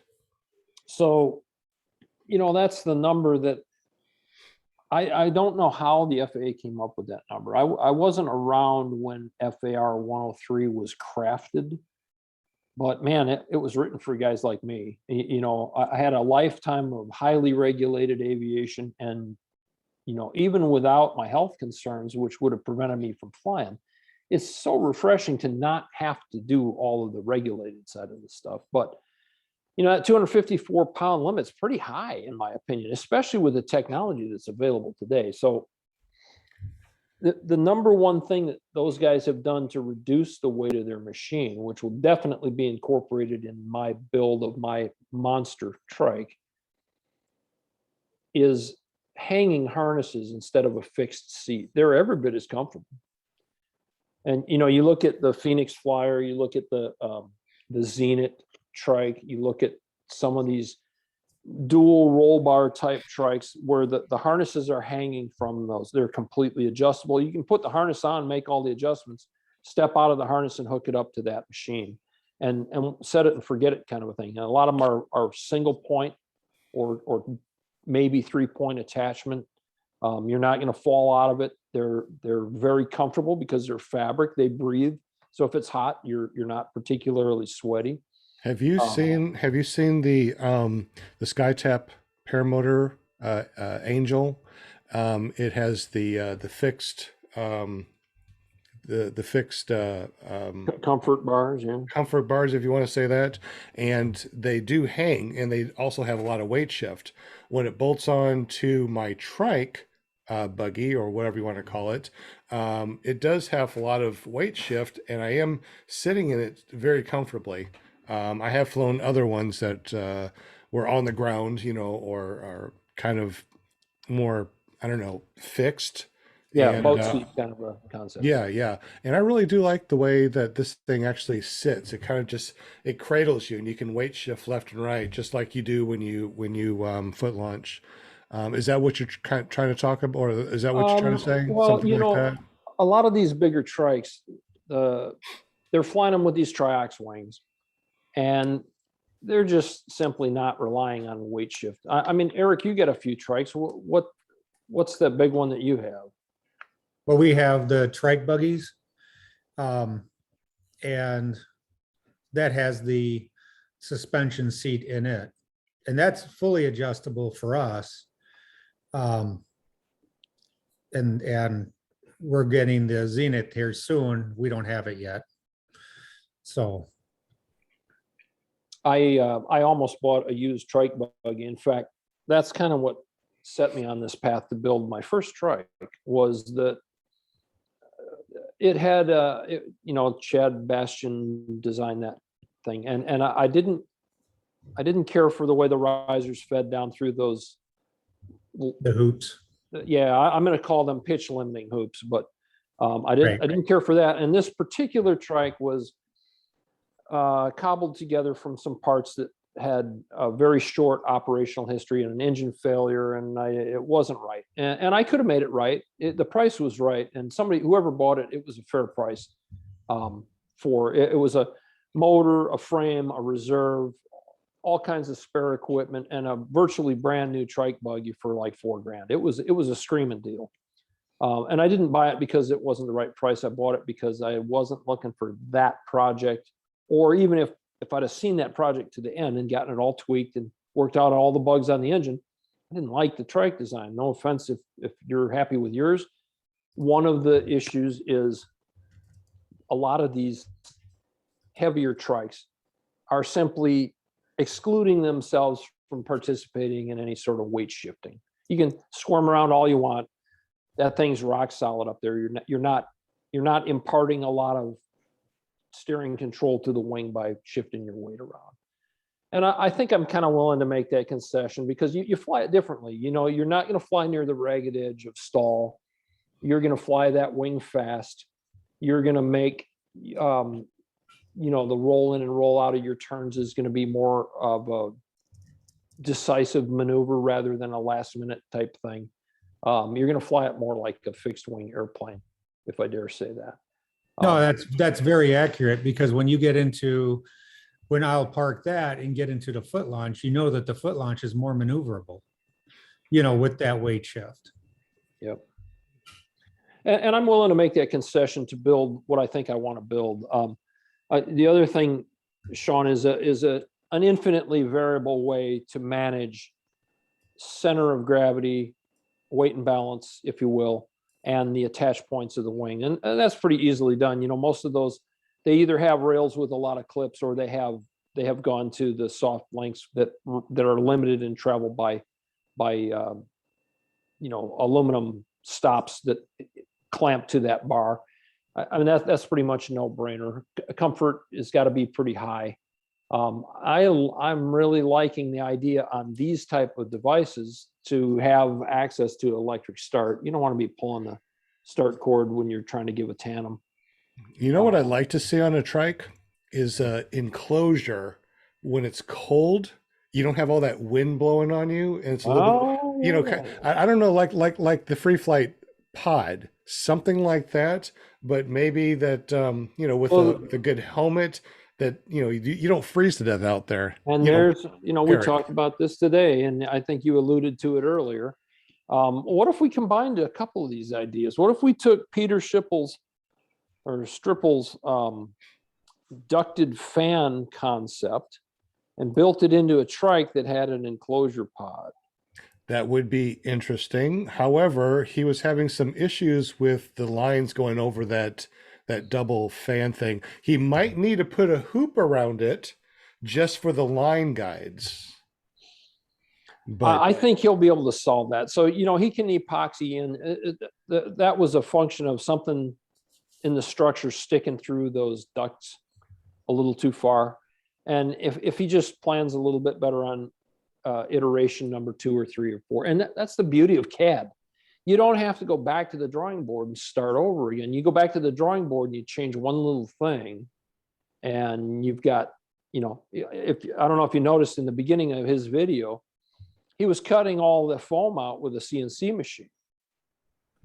And then all he did was stack all the foam together and fiberglass over the top of it. I saw that. That looked pretty cool. So, I mean, that part's already solved. He doesn't need to redesign that. He just needs to redesign how far those spars that mount the motors or whatever they do, that they don't protrude through the outside of those ducted fan things. And I think he'd be better off doing one single ducted fan. That'd be pretty neat. And I'm sure you've seen that one lady that had that big long pole with the fans. Yeah, And it kind of pulled her up into the air with a free flight. That was pretty spectacular too. well, I think there's a lot of cool stuff coming down the pike. And to the extent that I can, I struggle with the concept of being the guy that does the sales. I just don't want to be that guy. I don't want to be the guy that handles the warranty issues. Not that I wouldn't want to stand behind the warranty issues. I don't want to be the guy answering the phone, listening to the story of how it is that it doesn't work and I need to fix it for somebody. Maybe I think if I come up with a trike design that's easily repeatable, especially if I can outsource the production. I'll tell you what, these little components like this motor mount, this is a tremendous amount of time on a prototype basis. If you went to production with it, this process of compression molded carbon fiber doesn't lend itself to production very well. There are other processes that do, but the parts have been built. So now that if I could get help making these kind of parts, I'd think about selling the whole design, but I got to get something flying that I let other people fly and they say, wow, I want one of those. And it happens. I mean, it happens to a lot of people. That's how a lot of airplanes get launched. Guys build one in their garage and they let their buddy fly it. And all of a sudden now there's 2 of them. And then they go to fly-ins and they give rides and everybody wants one and now they're in business. So. Absolutely. Any other questions in the chat that we've missed, Eric or Will? Ron Waller was asking if you have training as a mechanical engineer. I do not. So I studied. I wish I did. I wish I'd have gone through an engineering program, and it was available to me at the university that I went to. But I picked business administration because it allowed me to bluff and spend as much time at the airport flying as I could. But professionally, you cannot escape the amount of training that you get in engineering realms. So in order to get through some of the systems understanding of turbine airplanes, you sit down with people, sometimes from the manufacturer, be it Boeing or McDonnell Douglas at the time or whoever it is. And you get a lot of face-to-face time with the guys that decided how it was going to be, the engineering teams. I have had the privilege of visiting a couple of those factories while they were in production, building airplanes that I flew over the course of my career and talking with the engineers directly. And so if I have a bent toward it, it comes from professional aviation. And if I have any specific training, I'm not even going to claim any of those credentials because, you know, so much of those engineering courses are math-based, you know, pure theory. There's not a lot of application there anyways, at the educational level anyways. So no, the answer to Something tells me you would do really, really good in engineering school. Yeah. well, you know, you can't live life over again. And, you know, I had college roommates that were in the engineering program and I never saw them. They were always at the library working, and I mean working. And a couple of them worked for NASA for a while after college, but that's not what I wanted to do. I wanted to fly. And there was no way I could get the flying time in that I got in college and go through the engineering program at the same time. So I kind of bluffed my way through business school and got a degree in finance. Right on. Yeah, the last question is Bill H. Well, not last question, but Bill H. wants to know what fly-ins you're planning on attending. I definitely will be at the Okeechobee fly-in in 2 weeks, or in March, I guess it is. That's a little bit more than 2 weeks. In 2 weeks, I'm going to be in Wauchula for a while there. I had a buddy of mine from home ask me to teach him how to fly paramotors. I said, you know, I know what's involved, and I've trained a lot of people how to fly fixed wing. And this is a big commitment to ask from me, and I'm not prepared. First of all, I'm not a USPPA instructor, and I don't plan on becoming one. Secondly, I don't have a curriculum. Yeah, in my mind, I know what you need to know, but I haven't worked it out and written down a paper curriculum of what we're going to do for lesson number 3 today. And there's guys that have, and they really don't charge that much. And I'm going to go there, and I convinced him to buy training from One Up Adventure, and he's going to be down there. So I'm really looking forward to being there, working with him. I may volunteer to teach 1 or 2 of the classes. Justin Fox in the past has asked me to teach weather and airspace, and we'll see where that goes this year. So I plan to be at that, and that kind of becomes a fly-in, although it's technically a paid training course. A lot of people show up to those. That flying in Eastern Virginia, I'd really like to go back to that. I forget what the name of it was. It was out on the outer banks of Virginia, north of Virginia Beach. But my oldest son used to live in Virginia Beach, and he doesn't anymore. So there's less incentive for me to get up that way. That one's coming up in the fall this year. Is it Pace? It was Pacefield, yeah. That one was really enjoyable. I love flying around that area. I plan on going to that one this year. Yeah, I'd like to do some more of the Western ones, and some of the lesser known ones. If they do that Holland, Michigan flying again this year, I might find my way up there early summer. But I have a construction project at my house that I'm going to need to supervise for most of the late spring and early summer. Holland, Michigan is awesome. Yeah, oh, that's right. I remember you posted. Fly-in. I got to hang out with that fly when I was visiting my sis over there, and it was fun. Yeah, I got to hang out with everybody, and yeah, Holland, it's beautiful.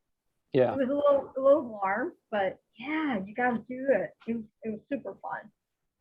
I'd like to do that one. I'll probably end up at Bad Apples for at least a little while. All my buddies go there, and sure. That's close to home, so it's an easy drive. I mean, if I'm in South Carolina, that only takes me about 3.5 hours to get over there.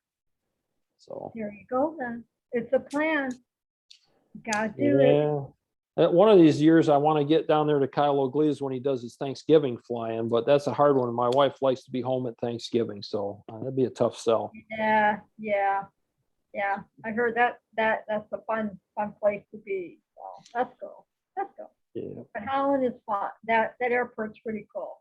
It's a lot of fun down there. Yeah, I stopped and flew with him one night. We got together and hung out. And you know what I wanted to see from Kyle was his.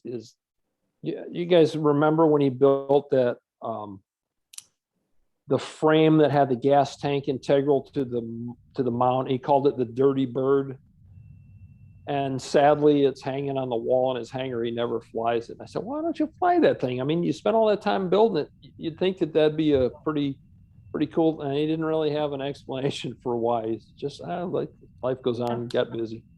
Oh, that's funny. So, That's okay. well, I don't know. I hope we probably ran off all the legitimate people by now, huh? No, we still got a bunch of questions coming in. Oh, Still got a full That's house. right. That's right. oh, Ben, we'll talk questions.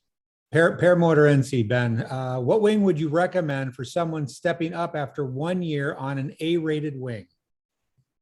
Hands down. Well, okay. So first of all, I'm not a gear guy, right? I'll fly in. This is a great story. And I'm sorry I don't answer anything directly, Ben. I know what you're getting at here, but have you guys ever read the book Yeager about Chuck Yeager? It's his own personal biography. You really should read it. It's fantastic. He's a bit of an egotist, but in his book, he talks about the advent of the Century jets, the F-100, the F-101, all the way through the F-106. And he was a test pilot working for the Air Force, and they were vetting all of these potential jets. And they had a unit, and there were some F-100s and some F-101s in the unit, and they were constantly dogfighting. And he got into a discussion with one of the other pilots, and he was qualified in both airplanes. So they went out and dogfighted, and Yeager won hands down the dogfight. They came back and landed and debriefed. They switched airplanes. He got in that guy's airplane, which is the 101, and he did the same thing, and he beat him in the dogfight again the second time. So for that reason, I'm not really a gear guy. This is a better question. The wing selection question is a better guy for a guy like John Ripa, who really eats, sleeps, and drinks and has owned and flown every wing out there. But having said that, all of these manufacturers are targeting specific markets with their wings. They have an A-rated wing as a school wing. They have a B wing, which is a little sportier. I hate the word spicier. I don't think that conveys anything. It's more maneuverable, and it has a greater speed range. They typically have a C wing that's targeting cross-country flying, and they typically have a C wing that's targeting maneuvering flight, or maybe even aerobatics, although it's not quite a full-on aerobatic wing. Then they have their competition slalom wings and their aerobatic wings. Across the board, any of those cross-country wings, if that's your style, be it the MacPara Colorado, be it the Gin Falcon, be it the Link 2, be it the Cougar, those wings are going to be vastly different than those A-rated wings. They're going to ditch some of that drag that gives you that passive safety. They're going to really open your eyes to energy management that needs to be learned, that the A-wing isn't going to teach you as smartly as those faster wings with less drag. And you're going to notice a lot more capability to pick a destination, go to it, and reliably get there and come back. So I can't really say one wing's better. And, you know, for a while I was a MacPara dealer. I don't know if I am or not. Still, I haven't sold a wing since the import successorship changed hands from Andy over to Brian Goff. I don't know where I stand with Brian. If I needed a wing for somebody, if Brian would sell me one or not at dealer cost, I don't know. But I do like the MacPara lineup, but I've never owned an Ozone product. I really like the Dudek product line. I think that the Hadron 3 is a bit of a step from an A-wing. That's probably not a step that the average guy should make. But yeah, I'd step into a reflex wing with the ability to add 2D steering at some point. I think that that's the normal progression for people in our sport, isn't it? Love that 2D, the 2D steering. It's just amazing on my Colorado. Resurgence PPG, I'm going to combine them. What's the best flying experience been with cross-country flights? And could you please confirm who the good-looking Todd is? Yeah, he's definitely got me in the looks department. But, Oh man, that whole thing. We can't talk. We've talked about that on other shows and other venues, but man, that Scandrett had this wild idea that we needed to do a cross country, and it just went downhill from there. I volunteered to be the ground guy, and it was a lot of fun. And only one guy finished that whole iron triangle, and it was mostly due to weather. The weather was really not very cooperative. Would you ever think of doing the Icarus race? Since Heck no, at my age, okay, you're not that much, you're not that much older than I am. it's not just a function of age, Sean. You if you haven't watched it, you need to go back and watch Tucker through that thing. It is physically grueling. That race is unbelievable. I watched it. I saw how chapped and sunburnt he was, and physically exhausted, and trying to find places to sleep. And That takeoff he does out of that parking lot in Jackpot, Nevada. He literally runs off the end of the parking lot, and it's a boulder-strewn watershed for 1,000 feet down into a valley. If that takeoff wouldn't have worked, he might not have gotten killed, but he'd have had 7 or 8 broken bones. I can't keep up with that pace. Well, I mean, they have the 2 different types of races, right? They have the races that are not assisted, and they got the ones that are assisted. So you can always do the assisted races that have. Well, yeah, I'm always up for adventure flying, but I mean, let's be honest about it. That's kind of like it's like playing B-string football in high school. Still be cool. You can still say you did the Icarus race, right? You can say that, but not everybody's going to believe you. I mean, come on. If you put it on YouTube, they would. No, I'd much rather get together with a group of buddies and say we're going to go around the base of this mountain, and we're going to go up the valley, and then we're going to come back down here, and we're going to sightsee. Yeah. I mean. I know. And I watched that. I'll tell you, if you don't watch it, the X Alps, if you haven't watched a couple of the seasons of the X Alps on YouTube, you need to do that. Those guys are sold out athletes. And, my days of being an athlete are well behind me. I have some legitimate physical concerns that I try to avoid high G flying. And it's just not for me. But I watched Kriegel Maurer, and his dominance of the X Alps is unbelievable. And those guys are hiking. If the weather's bad, those guys are climbing. They're climbing 6,000 and 7,000 meters a morning, and then they're launching and sled riding down and doing it again. So they're in position for that evening. That's just a grueling, physical, demanding. Yeah. I got into PPG and paramotoring and paragliding way too late. If I'd have done it in my 20s, it would have been a different story. But wait until I was in my 50s. Forget it. Yeah, I hear you. I feel the same way. And Oh, just stop. You guys are like so old. Oh my God. Oh, please. we're trying to stay young at heart, and that's why we're doing the paramotor thing. We're both That's right. foot launching. We enjoy I the know. triking when we're able to trike, which is fun. I enjoy triking. Yeah. But I really enjoy foot launching. I definitely want to foot launch as long as possible. Oh my God. You're all like over the hill. Good Lord. Well, we're over the 50 at least. Oh, okay. I have right now, you know what? I'm just gonna because this is what my mom always told me. If a woman tells her age, then she tells everything. So I'm just gonna leave it at that. Well, don't tell us My your age. closest- Don't tell us your age. But No, what year? But what year were you born? Yeah, my closest pair of peeps know, but I don't. I just like, It's no problem. You could ask who was the president when you were born? I mean, that would work. Oh, good Lord. Really? I have no Well, idea. you know what it is, right? Women lie about their age, and guys lie about their height. So Yeah, Hmm. that's it.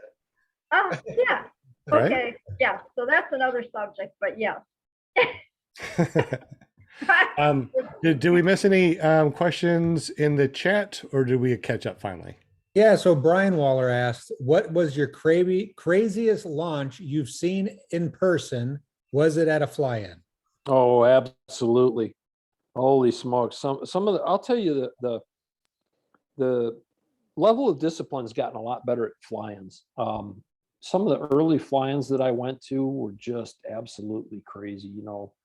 I think about Jeff Pearson's was the first fly-in that I went to up there in North Carolina. And, Jeff's a colorful character. I like Jeff a lot, but when I got to the field, he says, "Hey, y'all, you can do whatever you want. There ain't no rules." I thought, what? How do you have a fly-in and say there's no rules? And that is exactly what happened. There were no rules. So, guys, can I pin it down to one? I mean, holy smokes. There was one at Bad Apples, I think 2 years ago, where the guy's wing came up. He didn't have very good pitch control. It surged forward. He got back underneath it. And I want to say, yeah, he was foot launching. And he jumped into the seat. And that's never good, and he got really, really quickly rotated back, had a little bit of riser twist, finally got enough airspeed to have some control and went between two trees. And we knew that we were going to see him hit the power lines, and somehow or other came back around the other side of the field inside the power lines and flew out of there. That was absolutely insane. And it was just one of those things, it could have happened to anybody, but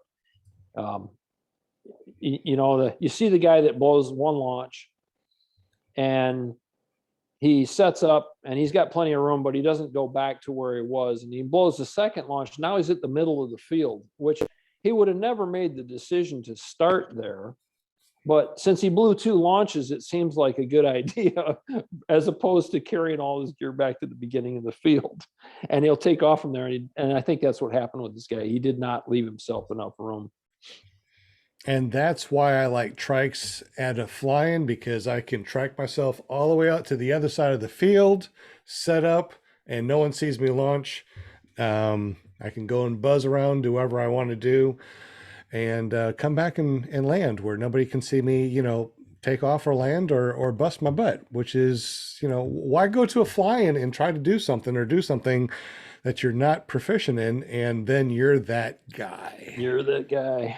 Well, okay, so I took a P2 course. It's the only training I've paid for in this activity, and I don't feel like I got my money's worth, but I did all the stuff to get your P2, and I never mailed in the paperwork. But we did this out at in Western Colorado on the Western Slope, and it was pretty intimidating, as a flatland guy, to say you're going to jump off of this without a motor.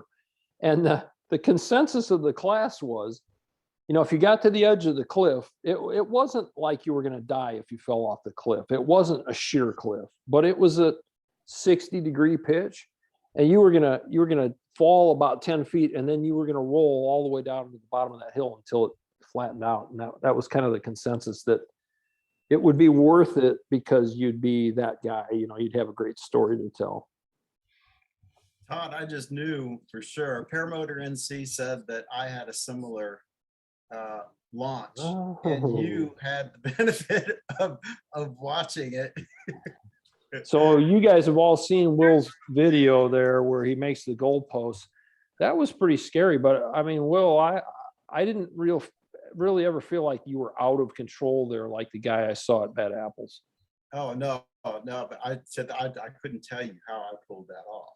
I mean, I still, to this day, I don't, and it is still the scariest launch I've ever had. Well, that's a good thing. That's a good thing. Someone was watching out for me that day, that's for sure. Yeah. Ben's is a challenging place to fly, and I don't know how often Ben hosts people there, but you got to be on your A game there, or you got to have winds out of the east. That makes it a lot easier at Ben's. If you're going up that hill towards the tall trees and you got to get speed and altitude and then maneuver, it's pretty tough. Yeah. So Ben's a nice guy, and it's a beautiful property too. You noticed I didn't try flying the Samurai out of there. I was on that big one, so. Yeah. So Yeah, Todd, where did you do your training at? I didn't. I was self-trained. So, Okay, all right. Yeah.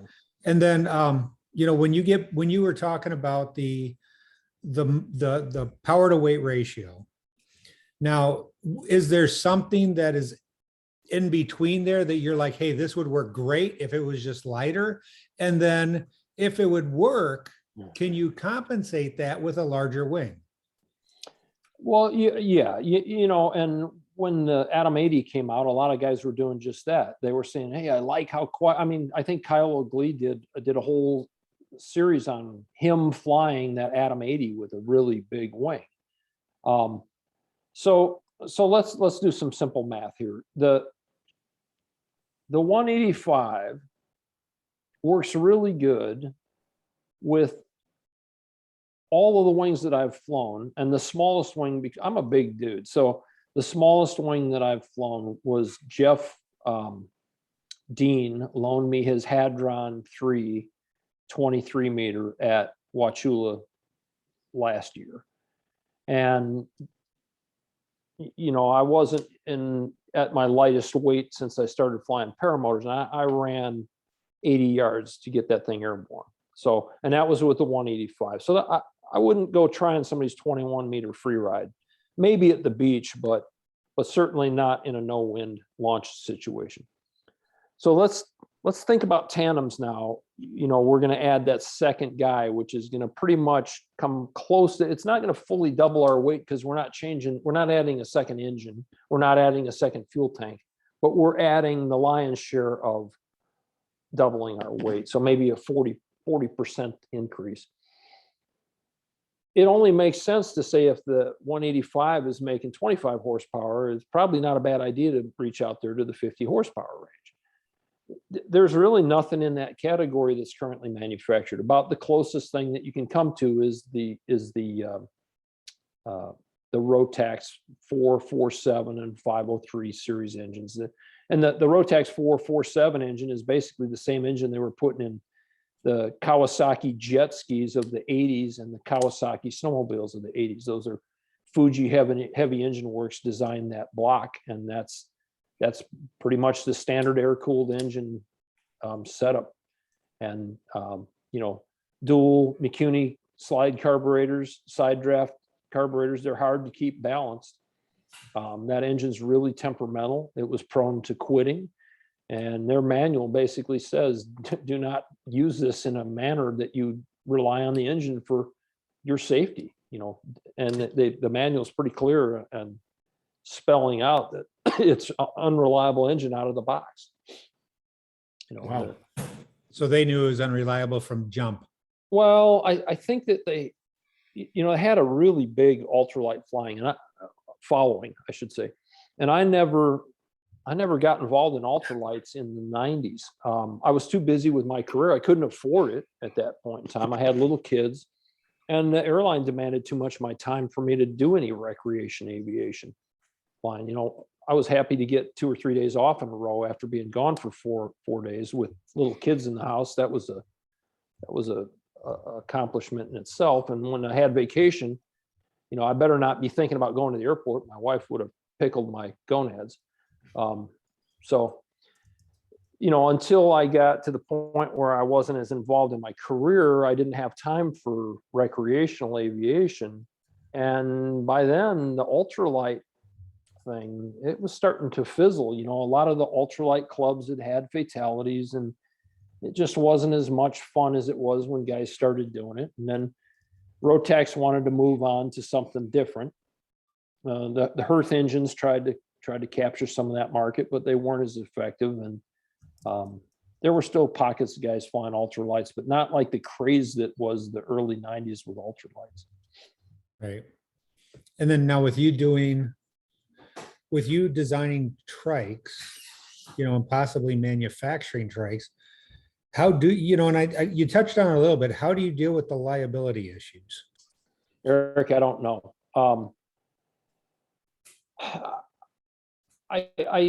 So here's the thing. Here's my take on liability.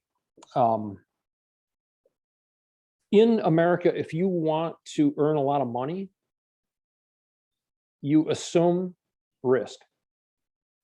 The days of getting rich by cutting down all the trees and being a lumber magnate or building railroads or mining, that's all locked up by big corporations. So how did I make a lot of money in my career? I managed and assumed risk for the airline as a captain at the airline.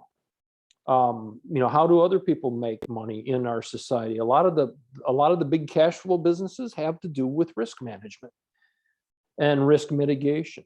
And they'll do it for you. You might have a problem on your property, or you might need a roof replaced, and they'll come do that work for you, but you're going to pay them for it. So I kind of view this in that same light, but the disincentive for me is I no longer need to go out there and swing a hammer or drive nails to make a living. So I have to find a way to isolate my personal assets from legal attack, or it simply won't happen. I think the better thing for me is to build a design and sell it to somebody and have them produce it as their product. I was just gonna say that would probably be the safest, Yeah, because what is it? There's a few paramotor companies out there now that are US based, and I wonder how they're getting away with it. Of course, I'm sure they're incorporated and they have their, their own. Well, I'll tell you one thing I have considered is I have a younger son who's a very proficient welder. He's a professional welder. I could set this up as his business, and he doesn't have the passion for paramotoring that I know of. We've messed around with kiting a little bit, but he doesn't live by me. And I've thought, this would be a way for someone with young person's asset level that's really not going to be exposed to much in the way of litigation. Because the first thing these lawyers do when they sniff around to see if you're likely to be a good candidate for me to sue you is how deep are your pockets? And if you don't have any assets or money, they're going to tell their client, well, we might win this, but there's nothing to recover. So Can't squeeze blood from a turnip. Yep. So, that might be the perfect type of a sideline business for a young guy without a lot of exposure. But, this product liability thing doesn't go away as you age. Piper Aircraft learned that the hard way. They had people modifying airplanes that were built in the 40s and crashing them in the 1980s and suing Piper. And the airplanes were manufactured in the 30s and 40s. And they would have done anything. They would have bought those airplanes back and sent them to the scrap yard or shredder to prevent the exposure to the liability that pretty much drug aviation down the toilet. It wasn't until George Bush signed the Aviation Revitalization Act in the mid 80s there, or in the late 80s there, that there was a period of time for 5 or 6 years where not one single airplane was built in the United States because of their fear of product liability concerns. You think that's why so many of these products are built overseas? I know that's why you can't solve the litigation over the ocean to go after a company that built something in France. It's just not going to happen. The courts aren't going to support it. Right. And they're certainly not going to support it to the level that they did in the United States. Right. Yeah, it's an unfortunate reality, and it needs to be solved. If we're gonna do anything like this, Now the way that Philip's chosen to do it is he flat out sold a couple of his designs, a couple of things I helped him work on to Mark George there at the Paris WAG, and who knows if someone. So Philip built a strobe. It runs on a cell phone battery. He designed the circuitry, proprietary designed the circuitry, ordered a bunch of circuit boards, soldered up a bunch of them, gave them to all of us as friends. But let's just say hypothetically that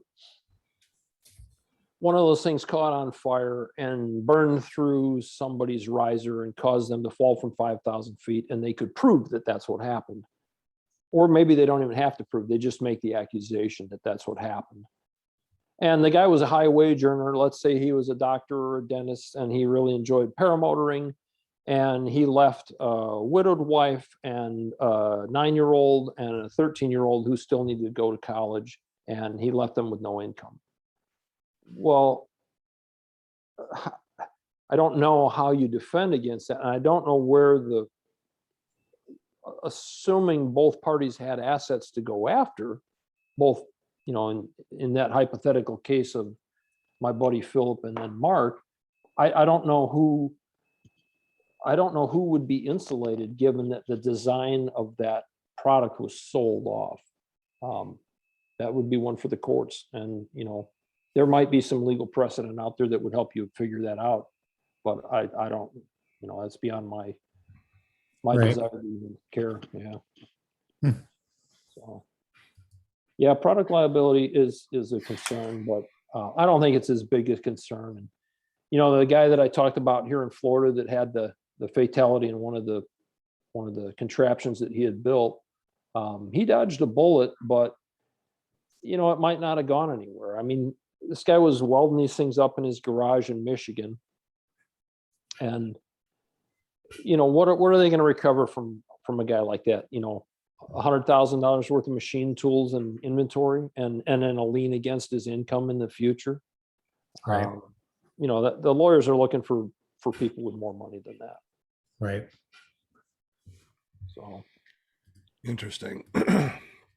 We have crested over 9:00 p.m. and we've been talking for more than 2 hours. That's can't believe insane. that. Yeah, I That's know, ins- it just flew I by. mean, boom, just like that. If you guys were looking in the super chat, the first 5 people, and somebody already texted me, the first 5 people that text me their name and their address, I will send them out some Paraswag USA stickers and some Clear Prop TV stickers.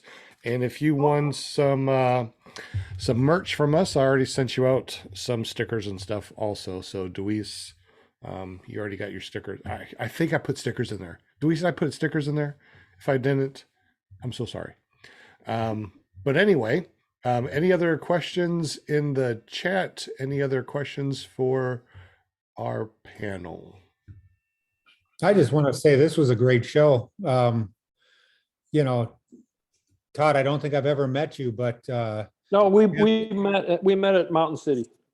okay, all Yep, right. we met I met both you and Jade at Mountain City. Yep. Okay, I want to go back and watch the video of you building the trike.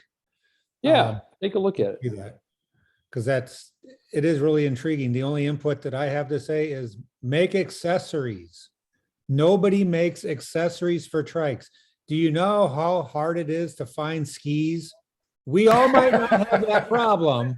Not a bad idea. Not a bad idea. Actually, there is a guy in Florida. His name's Marty. He makes the carbon fiber fenders. He does phenomenal work. He does phenomenal work. Yeah.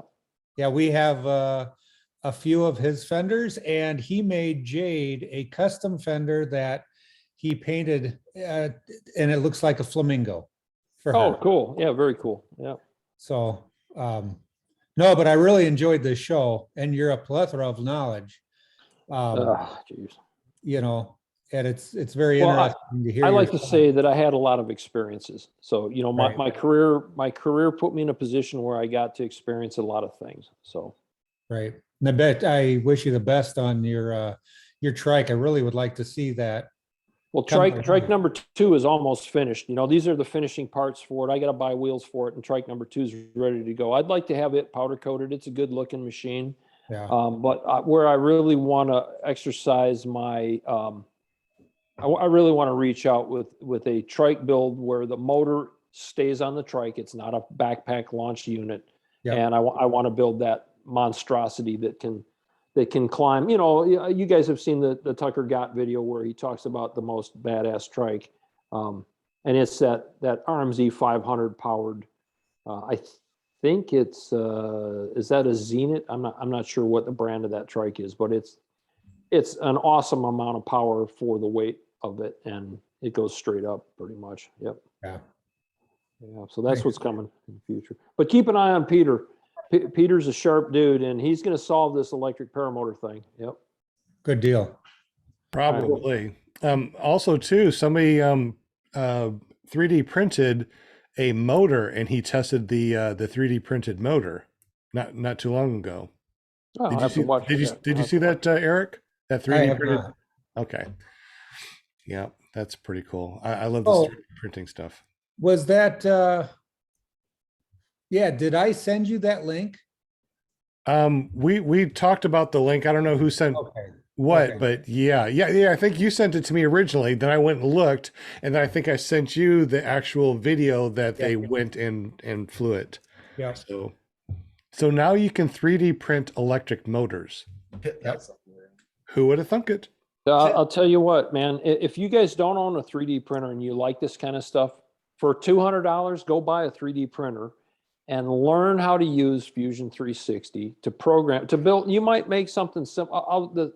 The first thing that I made on my 3D printer, we got a swimming pool and it's got gates, and there's a little cap on top of the release lever to get the gate open. And that cap had been sun damaged and broke a long time ago. I spec'd it out and mic'd it. I designed the part, I printed it out. It was so satisfying. And that was my first 3D print. Yeah, you got one in the background there. So Yeah, I got the Snapmaker, the 3-in-1. I got the biggest one. I've been making, all sorts of fun stuff. Chase cams, and of course the Millennial Falcon is something, and a digital sundial, which actually oh, works. I did see that. That's right. Yeah. Okay, but wait a minute now. That's all stuff you downloaded the from STL. Thingsverse, and now I want to start creating. Now that I understand this, it also has a CNC and a laser engraver, so I can't wait to play with that stuff too. All right, so start learning Fusion 360. I saw the prices. It's kind of on the heavy side. No, it's not. They have a hobbyist version that's free. Okay. I did not see that one.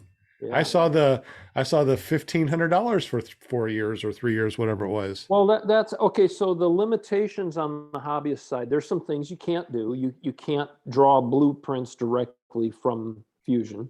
You can't print blueprints directly from Fusion. And there's some limitations to the number of files you can save and keep open and collaborate on, but it's fully functional. It supports every single function in Fusion 360. So there's an educational license and there's a hobbyist license. And you got to figure it out. And I have to renew it every year to keep mine active, or I lose all my files. But go download it. I just found it, the hobbyist user. I did not know that existed. Thank you so much for saying that. Absolutely. So start there, and then I highly suggest watching the tutorials of a guy named Lars Christensen.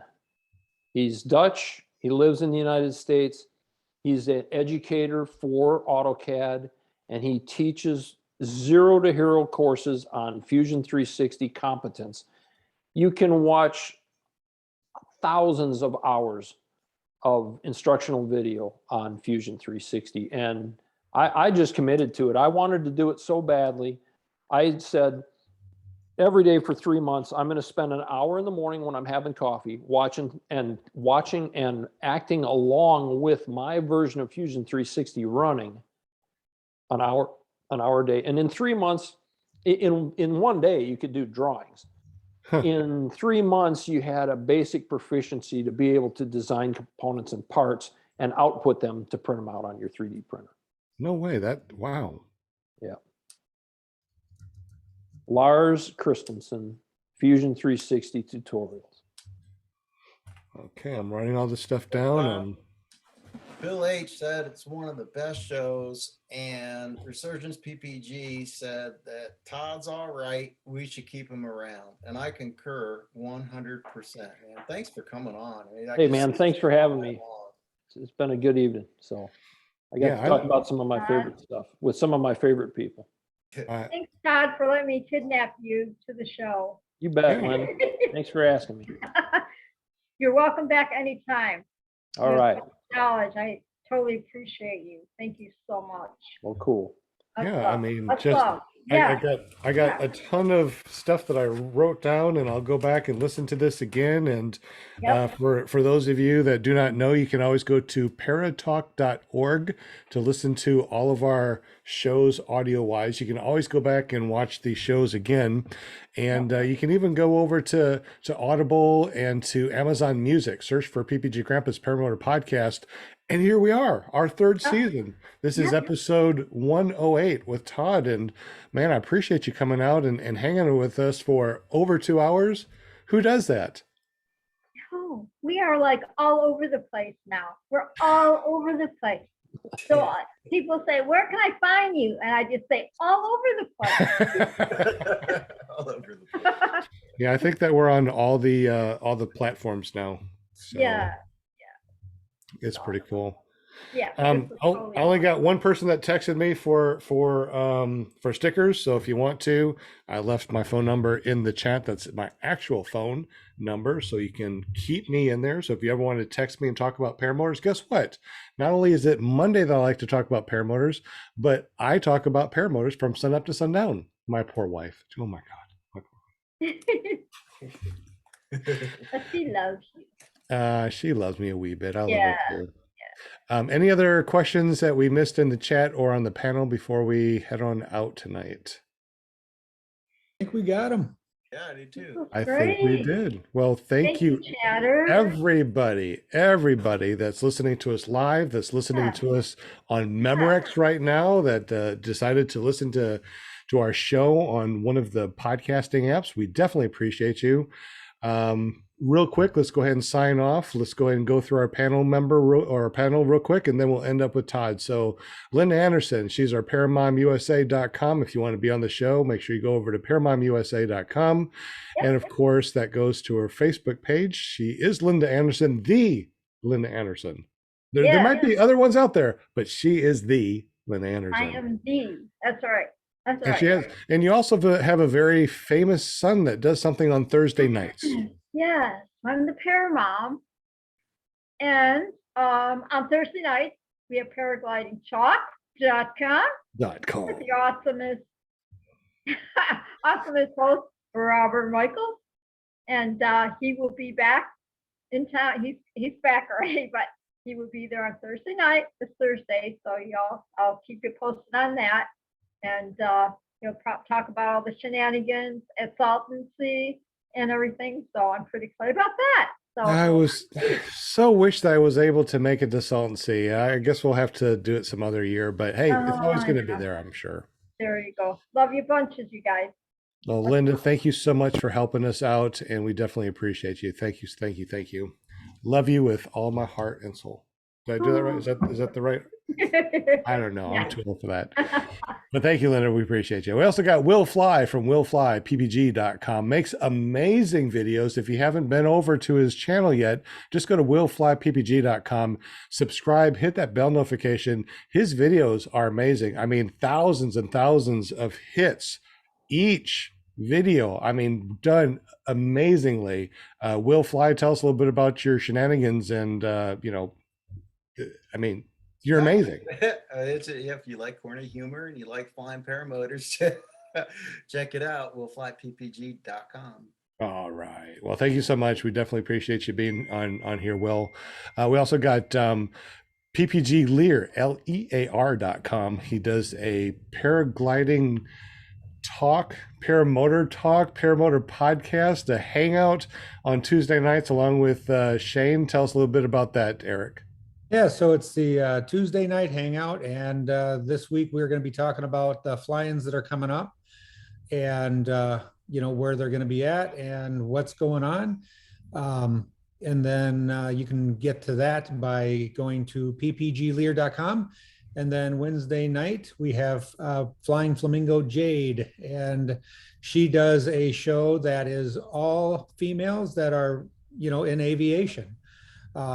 And I don't quite remember who she has on tonight, but she is really killing it with her guests, all the way from astronauts to skydivers to PPG pilots to major airline captains. I mean, she's done a very good job. So it makes my show look not very good. But anyways, Yeah, you can find her at paramotorgirl.com on Wednesdays at 7 Central. Absolutely. Thank you so much, Eric. We definitely appreciate you, your wife, Jade. Yeah, that astronaut thing just blew me out into outer space. That was awesome. I loved it.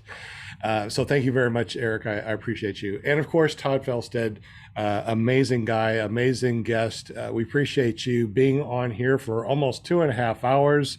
I know that you had so many other things that you could have done other than hang out with us, but you hung out with us, and we definitely appreciate you, Todd. All right. Well, thanks. Thanks for having me. Absolutely. And of course, you're on our chat now, our private chat. So you can come on anytime you want to, every Monday night. Come on, be part of the panel. We love for you to do that. That'd be great. Yep, exactly. So thank you so much, Todd. We definitely appreciate you. So, Thank you. Yeah, lots of, I don't know how you do that, but Yep, there you go. I don't know how you do that, but that's awesome. Like this. So far, we had 2 people that texted me for stickers.